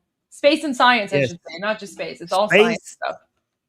And science. Okay, I love that stuff. I wish. Oh my God, I miss the times that I used to be up, spend so much time on that. I have to find more free time to do that. I miss those stuff. And thank you, Rose. Thank you, guys. Go check that out if you want to nerd out. And then we have Ashley. Hi, Ashley. Saying now, Oh yes. Ooh. There was. Where's the update on that? We have some chemical crazy news coming from the Pentagon. Is everyone okay? What's the update on that? Breaking Trump nominates. Nope, that's not it. We had a huge hazardous materials incident reported at Pentagon by emergency officials. So I'm not seeing that much of an update. But for people who don't know, basically we had like a huge, maybe let me just quickly play this for you guys so everybody is on the same page with regards to what's happening. Just a quick update of this. It's only 1 minute long. Breaking news right now in our nation's capital. The Arlington County Fire Department and EMS is monitoring a hazardous material situation at the Pentagon. And we learned this from their social post on X. Arlington Fire and EMS saying that their units, including our hazmat materials team, currently operating at the Pentagon in support of the PFPA's hazmat team during a hazardous materials incident. Now, we don't know what that incident is, but it's the Pentagon Force Protection Agency, that PFPA.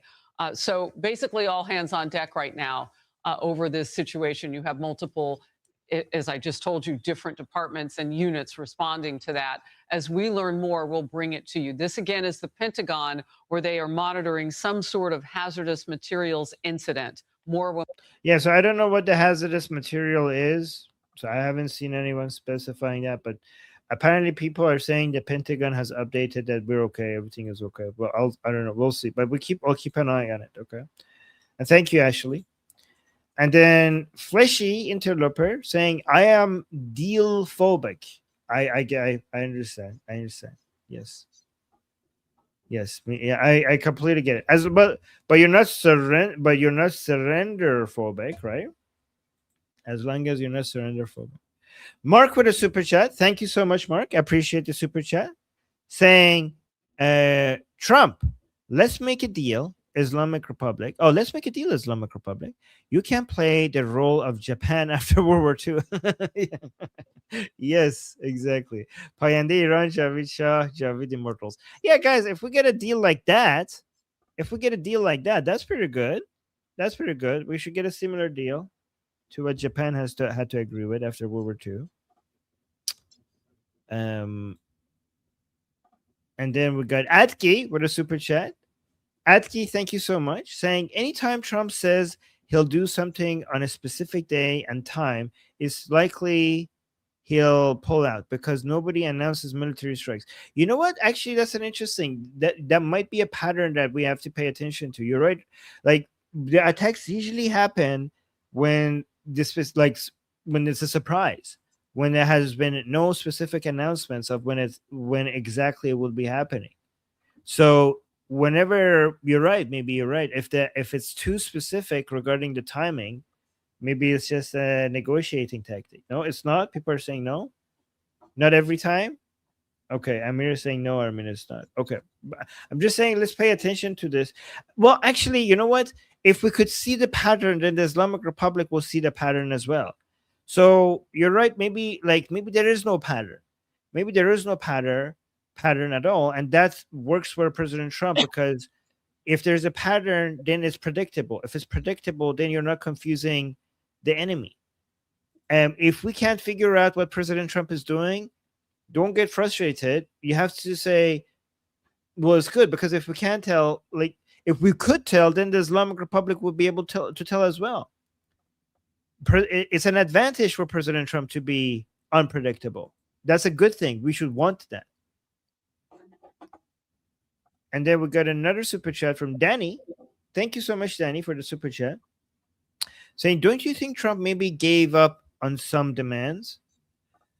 Well, I mean, I don't see any signs of it. I don't see any signs that he is, every time he speaks, he seems to be doubling down on his. If he is, then we're not seeing it. Like nothing is impossible, but I'm not seeing any signs of it. So that's why I'm not going to assume it unless there's any evidence for it. So no, I don't.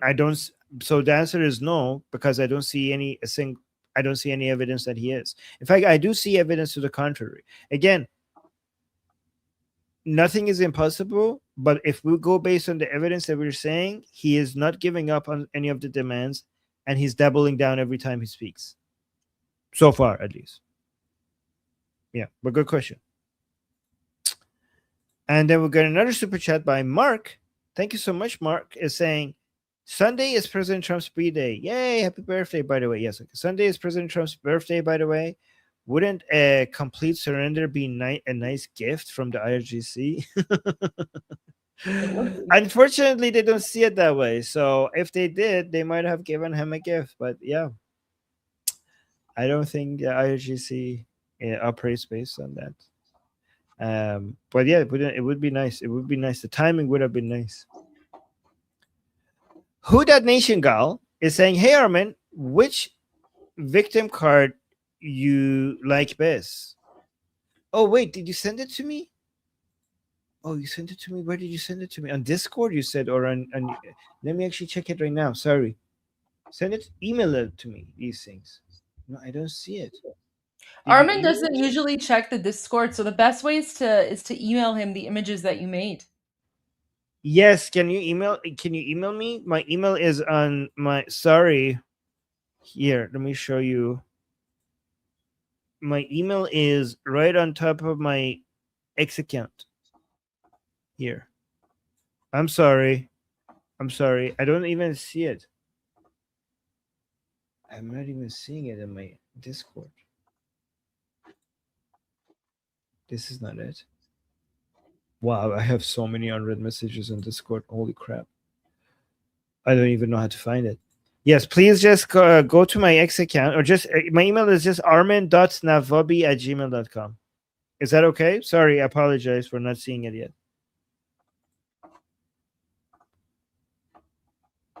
Yeah, what's it? Okay.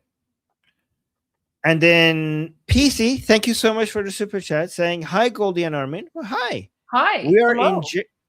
Hello. We are in Germany, but using my 5G, just saw a sign free Iran. Oh, but my 5G dot. Just saw a sign free Iran with lion and sun flag and Israeli flag. Okay, look at that. Well, that's a nice sight. Did you take a picture? That's a beautiful sight. I'm glad. Thank you for Look at this, sharing guys. that. Yeah, thank you for sharing. Like, look how widespread, guys, our movement is. We're like everywhere. We have taken over, and look how successful the Iranian people have been in advertising their not just their demand to destroy the Islamic Republic, but also their bond with the Israeli people. It's now globally known. That's a very successful movement right there. And then we have Noah, the Persian American. Noah saying, I really wanted more boom boom tonight. Oh, sorry, no, I'm sorry. You might have to wait until too. tomorrow night. Yeah, we have to wait. Maybe. I'm so sorry. Come talk about it. I know you're gonna be there later today. Let's come talk about it. We'll see. Yeah. And guys, by the way, if you are upset and angry with this in our discussion group, it's okay to come express your frustration, but don't be insulting to President Trump, because that's not going to help. So if you could come and express your frustration and you could make your arguments for why this is bad, as long as you keep it respectful, okay? But we're open to hearing your arguments in the discussion group. And then we have PC. PC, thank you so much for the super chat, saying, Armin, Germany is nicer than Starmer. What? It has not recognized Palestine. Mom's mom was German, Ashkenazi Jewish. Yes. So Germans are on average. Well, I mean, Germany is very pro-Israeli, and that's because they're kind of ashamed of what Germany did during with the Holocaust and World War II and Nazis. I appreciate Germany being pro-Israeli and being anti the Palestinian cause. I appreciate that. They do overcorrect to the woke progressive side a bit too much sometimes, and at least some of the people do. There is some overcorrection, but that part of it I appreciate. Germany, that part I appreciate, that part. But yeah, they have. The problem is that they are letting a lot of anti-Israelis into Germany. So I don't know how long this is going to last. Okay, so all of the people who have migrated from Islamic countries into Germany, eventually that's going to have a lot of these are going to turn into voters, and these votes eventually will have its impact. And I don't know long term if this is going to last long term. Yeah, PC is saying yes, true, but yeah. We have Noah again, the Persian American. Love that username, by the way. Saying, will the U.S. government shut down NIAC? I mean, they should. It's illegal. It's a proxy of the Islamic Republic. I don't know why they haven't been shut down already. Goldie, why hasn't NIAC been shut down already? Isn't it an illegal? Isn't it a proxy of the? Isn't it like a lobby group of the Islamic Republic and therefore Yeah. needs to be shut down? Yeah, I agree. Absolutely. It should be shut down. And hopefully now that Laura Loomer is on the case, it will be, because they're going after Trita Parsi, and I hope he gets deported. The guy's not even a US citizen, and he's literally in the United States for the last like 10, 15 years, just constantly spouting like anti-American, pro-Islamic regime propaganda, and he just gets away with it. It's crazy that like the United States just gives green cards to like traitors like that. I'm so glad he's not a U.S. citizen. I thought he was a U.S. citizen when I've heard that he's just so glad he's not. Look, so he's easier to get rid of. Yeah. Makes me wonder why he's still there. That's why they're sending a court. That's why they're doing like an emergency court hearing at the immigration court, because he's not a citizen. He's just there on a green card. So all they have to do is cancel his green card and basically expel him from the country and permanently ban him. Oh my God, that would be great. That would be. But they need to but they need to burn the whole thing to the ground, not just like him. Like they need to like get rid of the whole institution. Like, because if he leaves, there he probably has his minions there running things for him. So yeah. Okay, so let's go to Atki. Atki, thank you so much for the super chat, saying I'm a non-citizen in the US, and even I don't get why US allows other non-citizens to run government lobbying and groups. Yeah, I don't get it either. I'm pretty sure they have their own. I mean, they pretend not to be. They deny that they're a lobby of the Islamic Republic, but we have all the receipts. It's pretty. The information is out there that they are, but they have gotten away with it legally by just pretending like they're like, no, it's freedom of speech, right? So they basically have the plausible deniability. We're like, we just happen to have the views that benefits the Islamic Republic. It doesn't mean that we're being directed by them, which is BS, because we have all the receipts that they are. Mark, thank you so much for the super chat, saying, funny how today is the 60th day deadline and tomorrow is a Friday. Ooh, Mark, maybe Mark is thinking that maybe tomorrow they're gonna do it. Yeah, maybe. Well, today's the last day of the 60-day deadline, right? So if they're gonna, let's say, resume, it would be tomorrow. That's how I see it. And the markets would be closed. The markets will be closed soon too, so it would be very ideal, right? Interesting. I mean, for all we know, it could also even happen, like when it becomes tomorrow in the Islamic regime, like occupied Iran time. But I don't think so. I think Trump's going to go by like Eastern time. Yeah. Well, yeah. Hopefully that would. Oh, fingers crossed, guys. Fingers crossed. Oh my God, that would be amazing. Hold on, let me make sure I have this. Okay, so let's continue. So, yeah, we got another super chat saying, did you guys miss Trump's announcement that a deal has been reached? That was not what the COVID. That's not what he didn't say a deal is reached. Should we read the post again? Yeah, maybe bring it up. Okay. Here. So let's read this again. Okay, so let's read this carefully together. Okay, he's saying, President Trump saying, I am pleased to announce. No, not this one. There we go. This one. He's saying, based on the fact that discussions with the Islamic Republic of Iran have been brought to the highest level of Iranian leadership and approved. He's talking about Mushtaba here.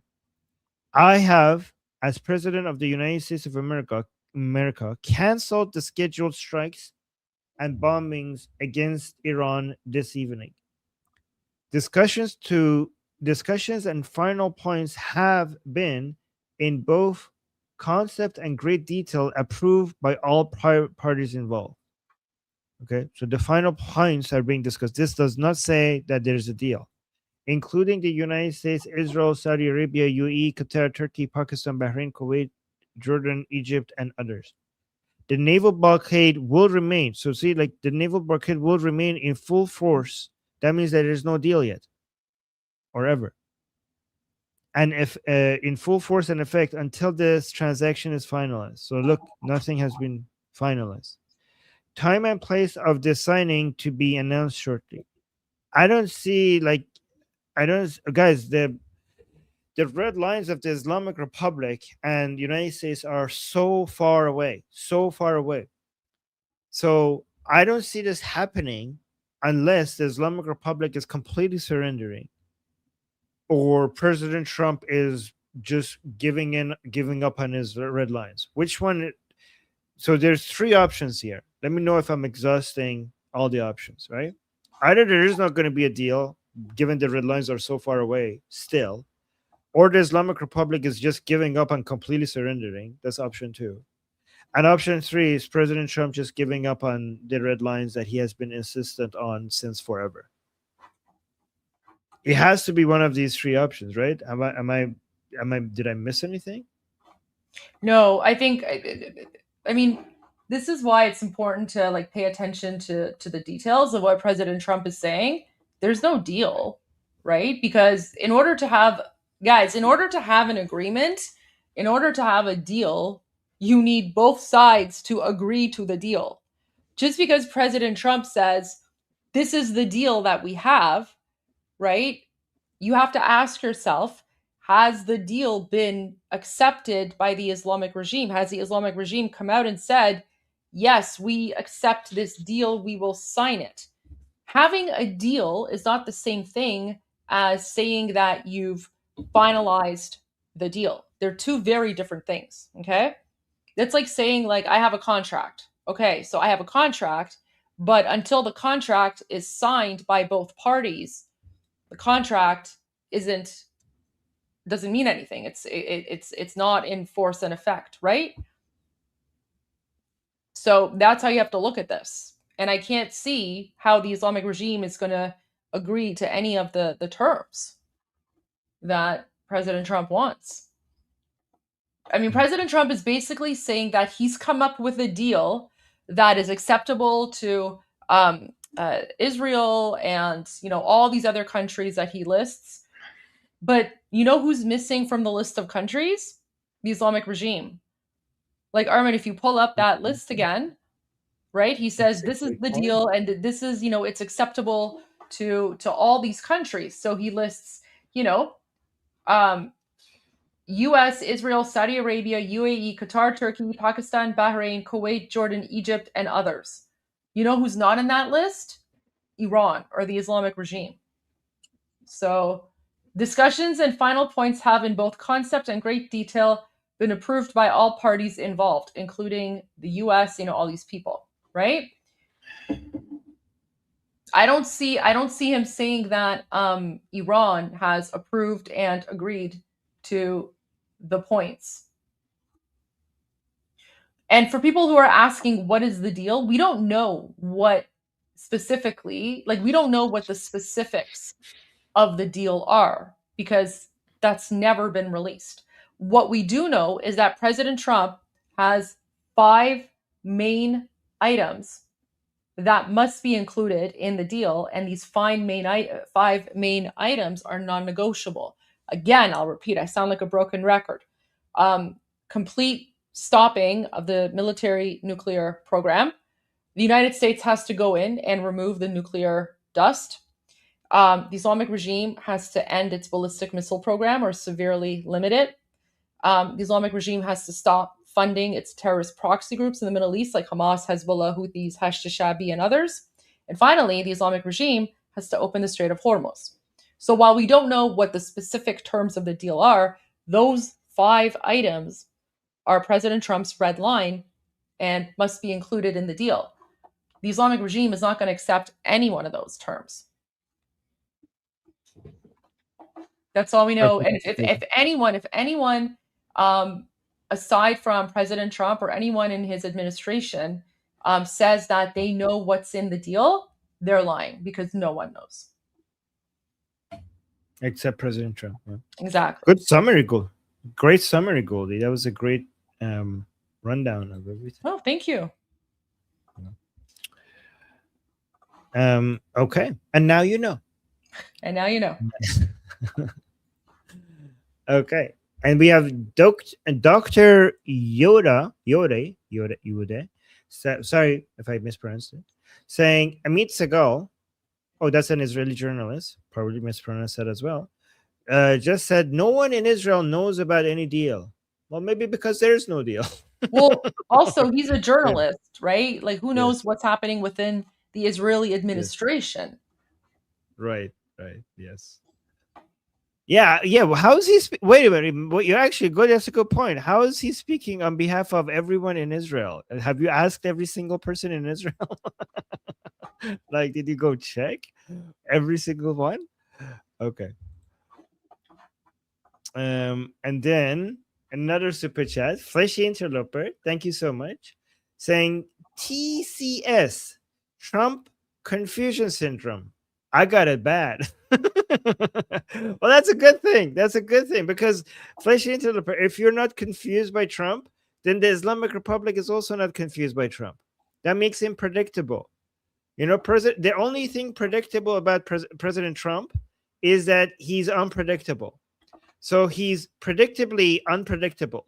And that causes confusion for us, but more importantly, for his enemies, which is a good thing. And then, whatever, that was funny. Fleshy, that was pretty good. And then, Who That Nation Gal is saying, okay, Armin, email sent Javid Shah all the way USA. Oh my God. Let me check. Thank you. Thank you. Getting military test. Where is this? Is it in my spam folder? Is my Gmail treating you like spam? No. Test. I'm not seeing it. Somebody just sent test to me. Maybe I should search for victim card. Is that the top? Is that the title? The subject? It's not showing. Are you sure you sent it to me?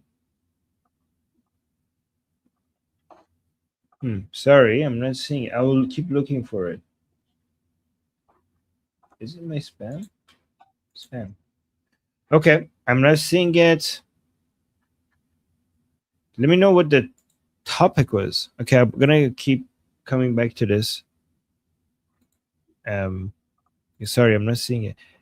It says email failed. Did you write it? Did you write the email proper? Like here, it's armin.navabi@gmail.com. I'm getting emails from people, so it shouldn't fail. Okay. No, the counter is not broken, guys. I made a mistake. I put the counter at 1 hour instead of 2 hours. So the counter is not broken. I won't do that next time. PC, thank you so much for the super chat. Saying, Armin, did you hear what happened in Belfast? Yes, I did hear what happened in Belfast. Terrible. There was a beheading, apparently, like attempted beheading. On Monday night, a poor native Irish guy suffered from a migrant from Sudan. Yeah, so Yeah, on Monday night, June 8th, a horrific knife attack, a beheading attempt, took place in North Belfast. Guys, apparently the video is very, very gruesome. I haven't seen it. People have recommended not to watch it. In a video that went viral online, the attacker was seen repeatedly slashing a local resident in his 40s, Stefan Ogi. How do you pronounce his name? Stefan Ogi. Ogilvie across the neck and face in an attempted beheading. Saved by brave bystanders who fought off the attacker with hurling sticks, the victim survived but remains in critical condition and tragically lost his left eye. So the person who did this is a 30-year-old Sudanese refugee, Hadi Alodid, was arrested at the scene. He appeared in a Belfast court on Wednesday and was, yeah. So that's horrible. This is an act of invasion, guys. This is an act of invasion. Armin, so It's I like have an update. Oh, sorry. Mhm. I No, have go an ahead. update from Iran International from 5 minutes ago. So apparently Farce News is IRGC. They're claiming that Iran has not yet agreed to any document for a memorandum of understanding with the U.S. IRGC affiliated Farce News agency reported, citing a source with knowledge. Contrary to President Donald Trump's claim, no text for an initial memorandum of understanding with Washington had been approved, the report said. So the Islamic regime is already denying that they've agreed to have high-level talks and agree to some sort of deal. They're lying, of course. I think they are saying to President Trump one thing, but they're for their own internal. They're terrified of their own followers, so they're like, no, we're not doing this. Obviously, he's lying. This is them trying to save face among their own followers. Yeah. They're trying to lie to both sides. They're trying to lie to President Trump, and they're lying to their own supporters at the same time. Yeah. I mean, guys, I called it. I told you, like, the deal that President Trump is talking about, it's not something that's been agreed upon. This is like, it's like what he wants the Islamic regime to agree to, and the Islamic regime is never going to agree to it because the 5 main points that President Trump wants included is not something that they can ever accept. So there you go. The Islamic regime is saying no deal. Yes.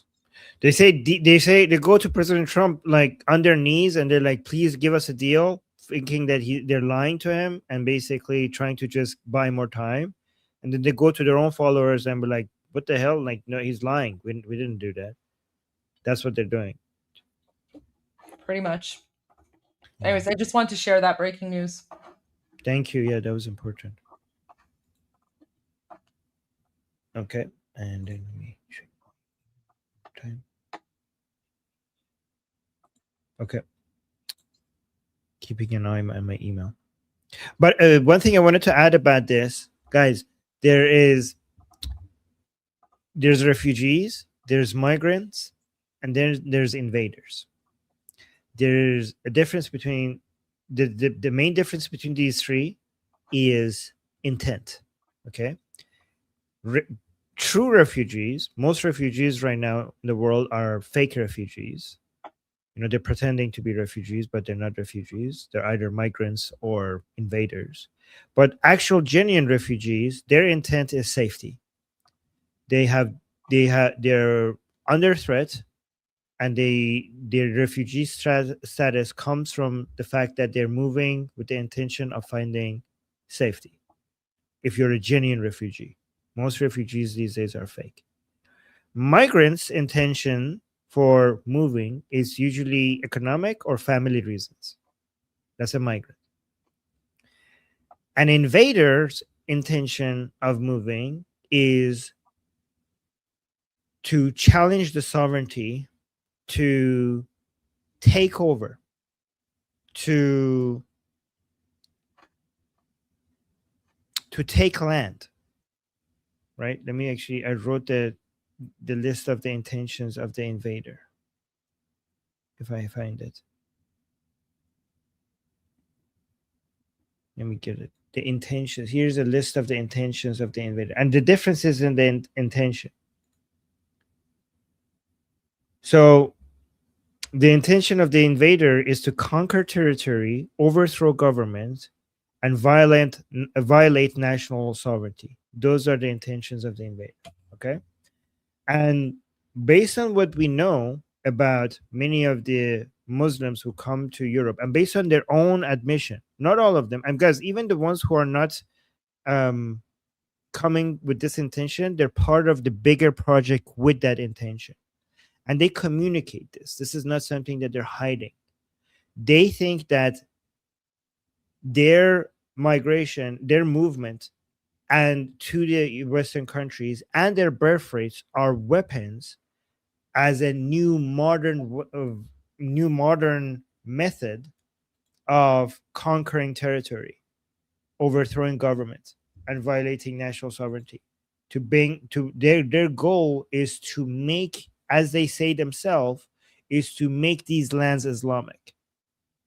By that, given that they already communicate that intention, this is neither, a refugee.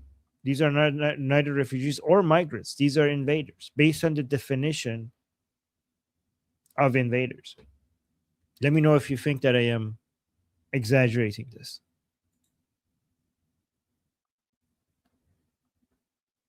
It's just a modern version of it.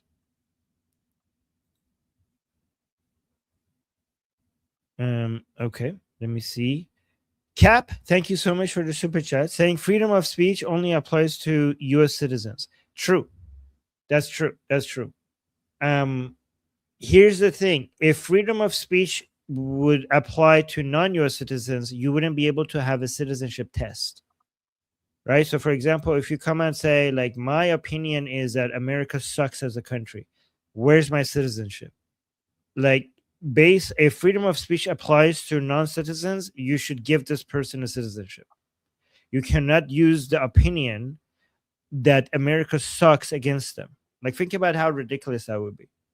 Imagine somebody comes and openly says that I hate America, I'm against America, I wish America would just get this. Like, you express these opinions and you're applying for your citizenship, and you're like, well, free speech applies to both citizens and non-citizens.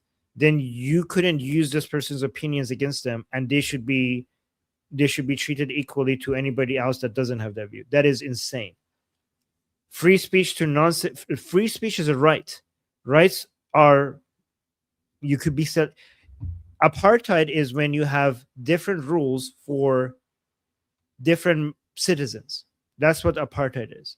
But nobody expects for you to have equal rights for your citizens and non-citizens.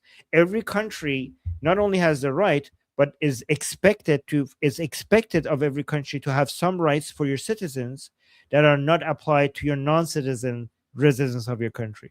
Like, imagine, for example, if you have free healthcare for your citizens, and people come and say, like, oh, you should have that right for your non-citizens as well. That doesn't make any sense.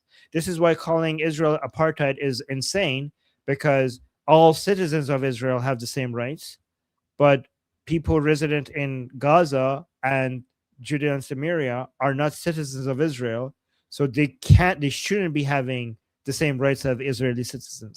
That doesn't make you apartheid, right? So United States, when people like, what happened to free speech? What happened to free speech? That right should be reserved for American citizens. You can't have that right for non-citizens, because then how would you use their opinions as a way, and their views and what they stand for, as a filter for who becomes a citizen? It's a ridiculous ask. And that's why it's completely okay to deport non-citizens based on their views. Like, if you're a non-citizen and if you're anti-Israeli or anti-Semitic or against America, the country should be able to deport you based on your views. That is not a violation of free speech, because the free speech applies to citizens, not to non-citizens. Every country should be able to not allow in people with garbage ideas.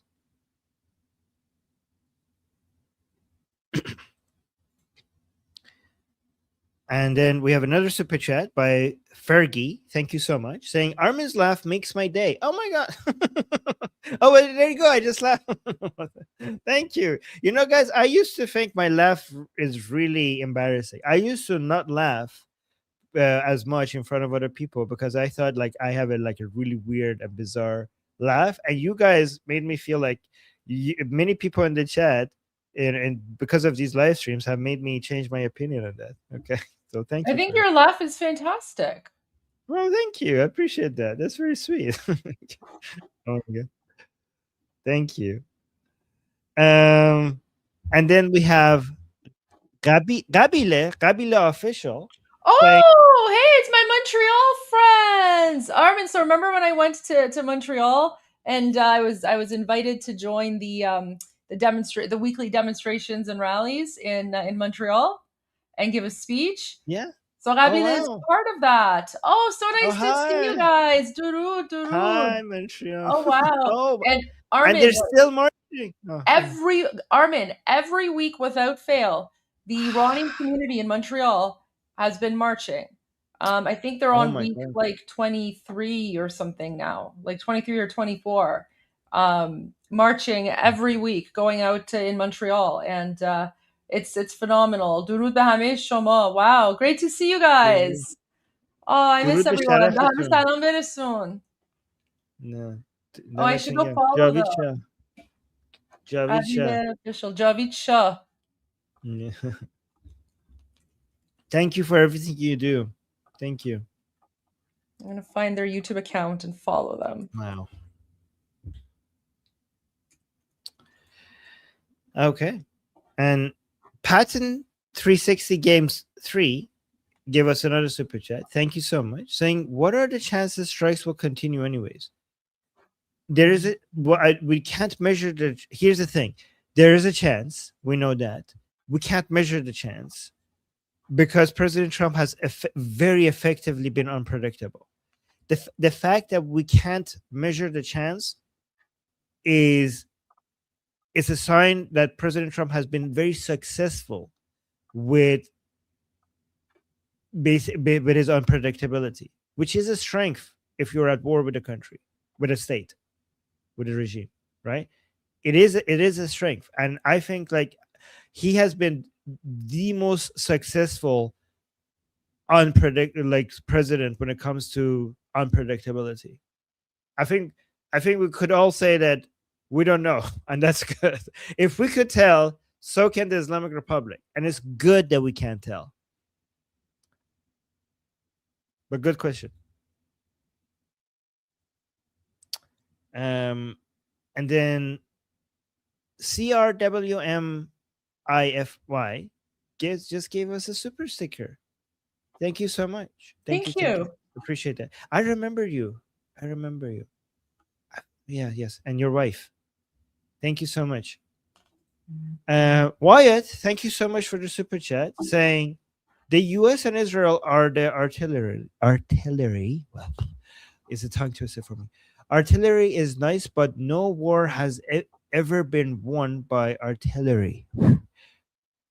Thank you for putting that tongue twister for me 3 times in one sentence, in 2 sentences. The Iranian people are the infantry. Okay. Wars are won by the infantry. We have focus on arming the people. Oh, guys, thank you for reminding. First of all, you're 100% correct. By the way, thank you for reminding me because I have a new video. Look at this from inside Iran. And Goldie, I saw you shared it. Thank you so much. So, guys, I got a new video from inside Iran. I mean, I have multiple, but this is the latest one. Oh, wow. Yeah. Look at this, guys. This one from Kish Island, Iran, in the Persian Gulf. Right in the middle of the Persian Gulf, next to a mosque. So I'm not going to read the whole thing, but let me just read the top part. See, another brand new video direct from Iran. The campaign has escalated to targeting regime mosques. The Iranian people want to be armed to fight back against a brutal regime, and videos keep coming. And basically, I say this latest footage was sent to me straight from Kish Island in the Persian Gulf.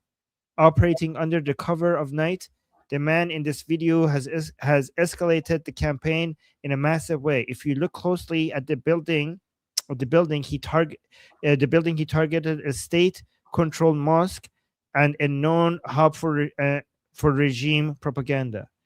He isn't just holding up a handwritten manifesto declaring Iranians demand arms for freedom alongside the name of King Reza Pahlavi.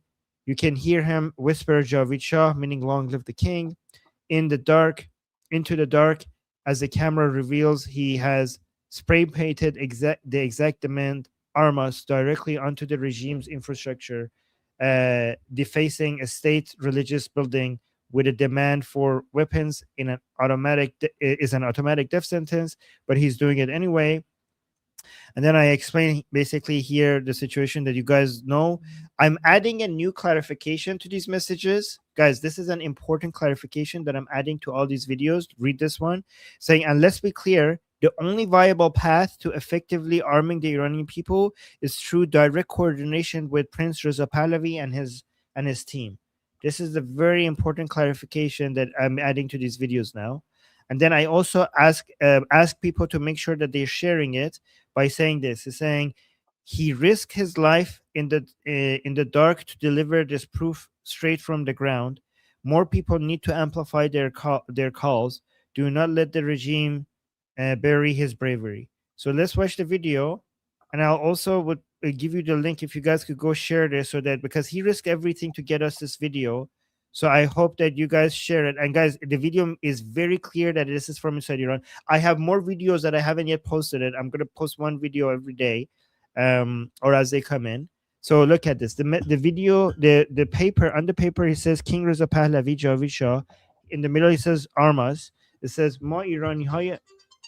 Sorry. That's okay.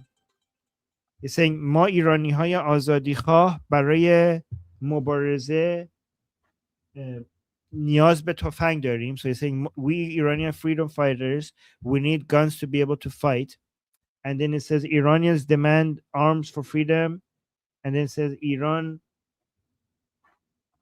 Ihab. So basically the same thing in Persian. So let's watch the video.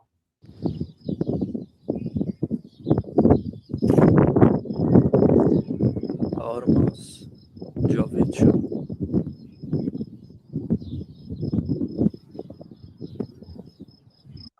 So he had it on the paper, he wrote it on the wall, and he's also showing that this is the Imam Musa Kazem Mosque, and he told me this is from Kish Island right in the middle of the Persian Gulf.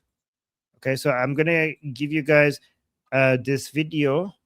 This was like a really risky move, by the way, guys. So if you guys could take a second to share the video, I would really appreciate it. Thank you, guys. Okay, the link is in the chat. Thank you, Wyatt, for reminding me about this to share them. Oh, also, Goldie, I took your advice. I put at Armin NAVABI at the top left. I mean, that could be cropped out. I would say you probably want it like right in the center, and then you want it at like 50% opacity, so like a clear watermark type of thing, right? Because that at the top could still be cropped. But if you put it right in the center of the video, you've seen videos by Clash Report, right? Where Clash Report basically takes every video. It's not even their own videos. Like they'll literally just take any video and they'll put a watermark in the center of the video. Yeah. But that at the top. Wait, why do they do that? They take other people's video and they put watermarks on it. Yeah, they do it all the time. Like that can be cropped. So you always want to have it like right in the center of the video. And then you want it at like maybe 50% opacity. And then that way, like you can they can't crop it out. And so when the video is shared, people can see where it comes from. Wouldn't some people say like, Armin, they're risking their lives and you're putting your name on it? Like, wouldn't that be like people, yeah, of course. Yeah, of course some people are going to complain, but who cares? You're putting your watermark there because that way people know that if they want to know the source of the information, they can find you. So you're actually helping people by letting them know where they can get more footage and more content from. I see. Okay. That makes sense. Yeah. Thank you. And yeah, I mean, are some people going to criticize? Of course, they're going to criticize, but who cares, right? Everyone criticizes everything. No one's ever like you can't please everyone, right? Mm-hmm. Okay. Thomas is saying yes. Oh, let me read this. Saying yes, we have a deal waiting to be signed. Yes, wink, wink. Relax. Demon face. Okay, did I read that right, Thomas? Okay. Thank you, Thomas. That's fine. Thank you for the super chat. And then we have CRW Miffy. Thank you so much for another super chat saying, can the cardboard Supreme Leader twerk still? I don't know. We wouldn't know until we see it. Or is he too injured? There's only one way to find out. LOL, Javid Shah from Vancouver. Javid Shah. Thank you so much. Yes, that's what we have to figure that out. I think we need to send in some special special operations to just get him. And basically, as soon as he gets arrested, that needs to be put into to the test. Yeah, if you do a Maduro on the Supreme Leader, make sure you check that before you do anything else. And then Mark with the Supreme chat. Yes, Mark with the Supreme, not a super chat, but a Supreme chat. Saying farce news is quite farce, isn't it? Thank you so much for the update, Goldie, Ghamari, Aziz. Yeah, thank you, Goldie, for all the updates. Thank you, Mark. And yes, farce news is definitely a farce. Yes. And wait, so who that nation girl is saying emails keep failing? I don't understand why. I'm getting emails from people all the time. Like, I don't understand why either. Like, I'm getting emails. Like, I just got an email just like minutes ago with files attached and everything. Hudat, no worries. I'll go into the Discord when I have a little bit of time. And I'll see if I can find. That's okay. I'll see if I can find the memes. And I'll definitely share them with Armin. No worries. All good. But thank you. Can't wait to share them. But I'm concerned now. Have I not been receiving important emails because of this? Like, I'm gonna have to test my email. Sorry about that. Sorry about the hassle to both you and to Goldie for this. And yeah, so George is saying Trump, Charlie Brown is playing football with Lucy, IRGC. Okay. Oh yeah, I know that scene. He's just gonna remove the ball or something. Yeah, every time. Okay, yes. Thank you for George. Thank you for the super chat. Thank you for the super chat, George. Mark is saying, George, I disagree with that analogy entirely. God bless Trump. God bless America. Payande Iran. Oh yeah, I think he meant it to be the other way around. Yeah, I think isn't it supposed to be the other way around? Yes, Payande Iran, Javid Shah. Yeah, I forgot which character was which. Yeah, but I think it was the other. I think he meant the other way around. And thank you so much, Mark, for the super chat. Roman Viking, thank you for the super chat. Oh, I need to go soon. Yeah, I have to have the discussion group ready here for this. Okay, there we go. I got it ready. So the value of goods is subjective. Knowledge is dispersed. The ECP holds true. Socialism is impossible. Checkmate marks. Long live Austrian economics. Yes. Yeah. So the value of goods is not based on the labor that you put in it. It's based on the demand, and you could only figure out the demand in a free market based on if you just allow people to purchase what they want.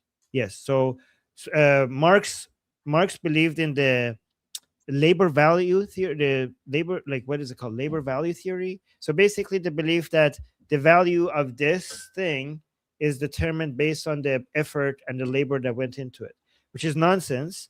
Because imagine if you spend 10 years working on something and nobody wants it, and then you spend 5 minutes on something else and everybody wants it. It's like imagine if you have two painters. One painter works 10 years on a painting and it puts it in the market and nobody wants it.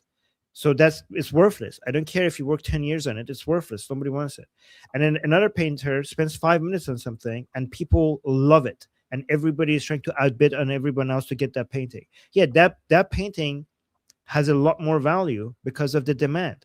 So and the demand can only be measured if you just freely put it in the market and see who wants it. So it's like an obvious flaw of Marxism. This is why we need free markets, because that's the only way. That's the only way to measure demand. Keeping the market free. There's no formula. There's no elites, philosophers, social people with no amount of social sciences or studying economics or anything will be able to give you the worth of something, except if you just put it in the market and just see who wants it.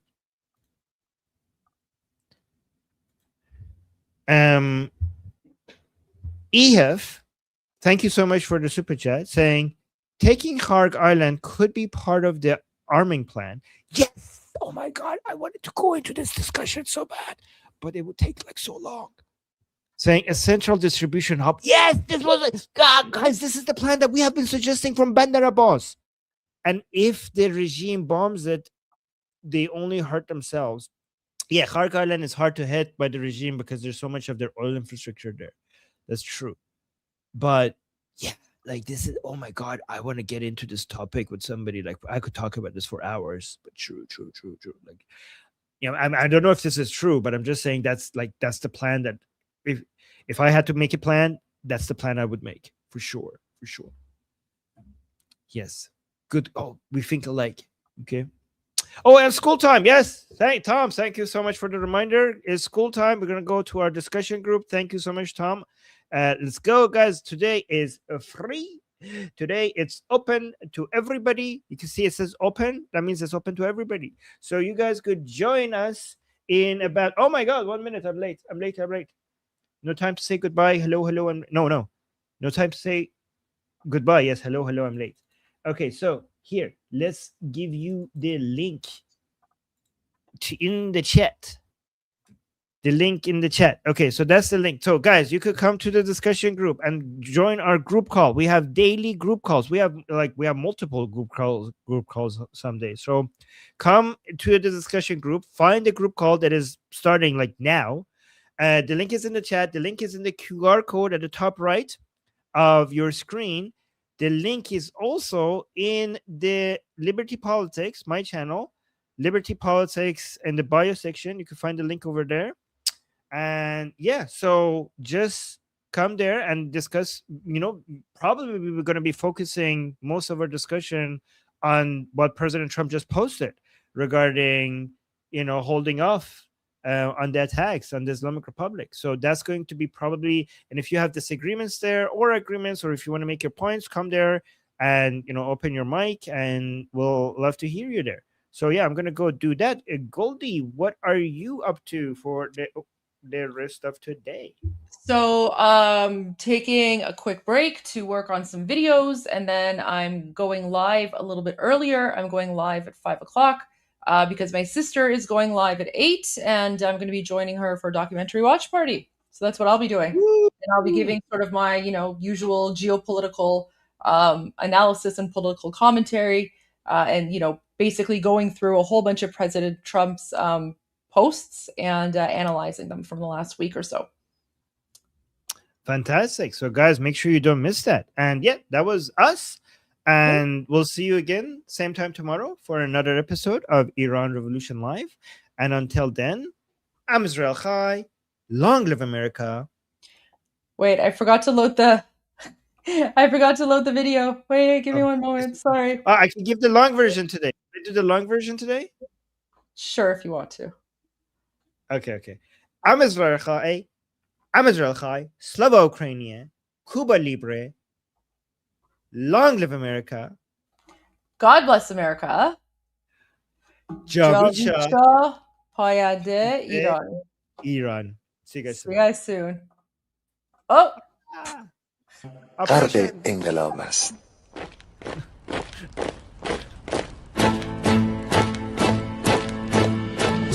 کشور ما، تاریخ ما، تفسیر گر فرا گرفته، گویی اهورا مستا دوباره در نور خود مرا گرفته.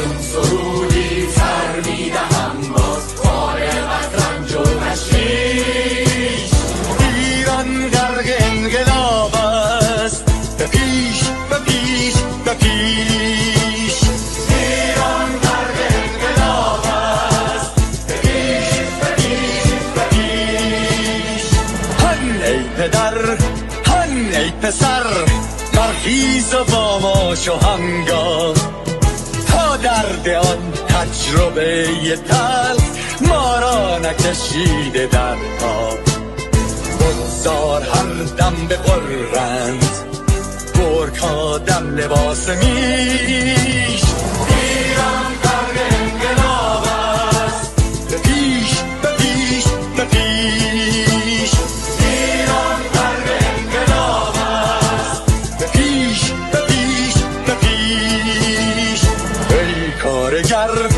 ای برزگر راحت کنون ادامه دارد در این زمان که پرتو یزدان از هر سو بر تو میبارد پس پیش به سوی آزادی از بحر خزر تا کیش ایران غرق انقلاب است به پیش به پیش به پیش ایران غرق انقلاب است به پیش به پیش به پیش خلقا به پا بهر دفاع از استقلال و آزادی تا بشکنیم پشت ارتجاع تیریزی ویران آبادی تا زنده سازیم سنتای می از من آلین و کیش ایران غرق انقلاب است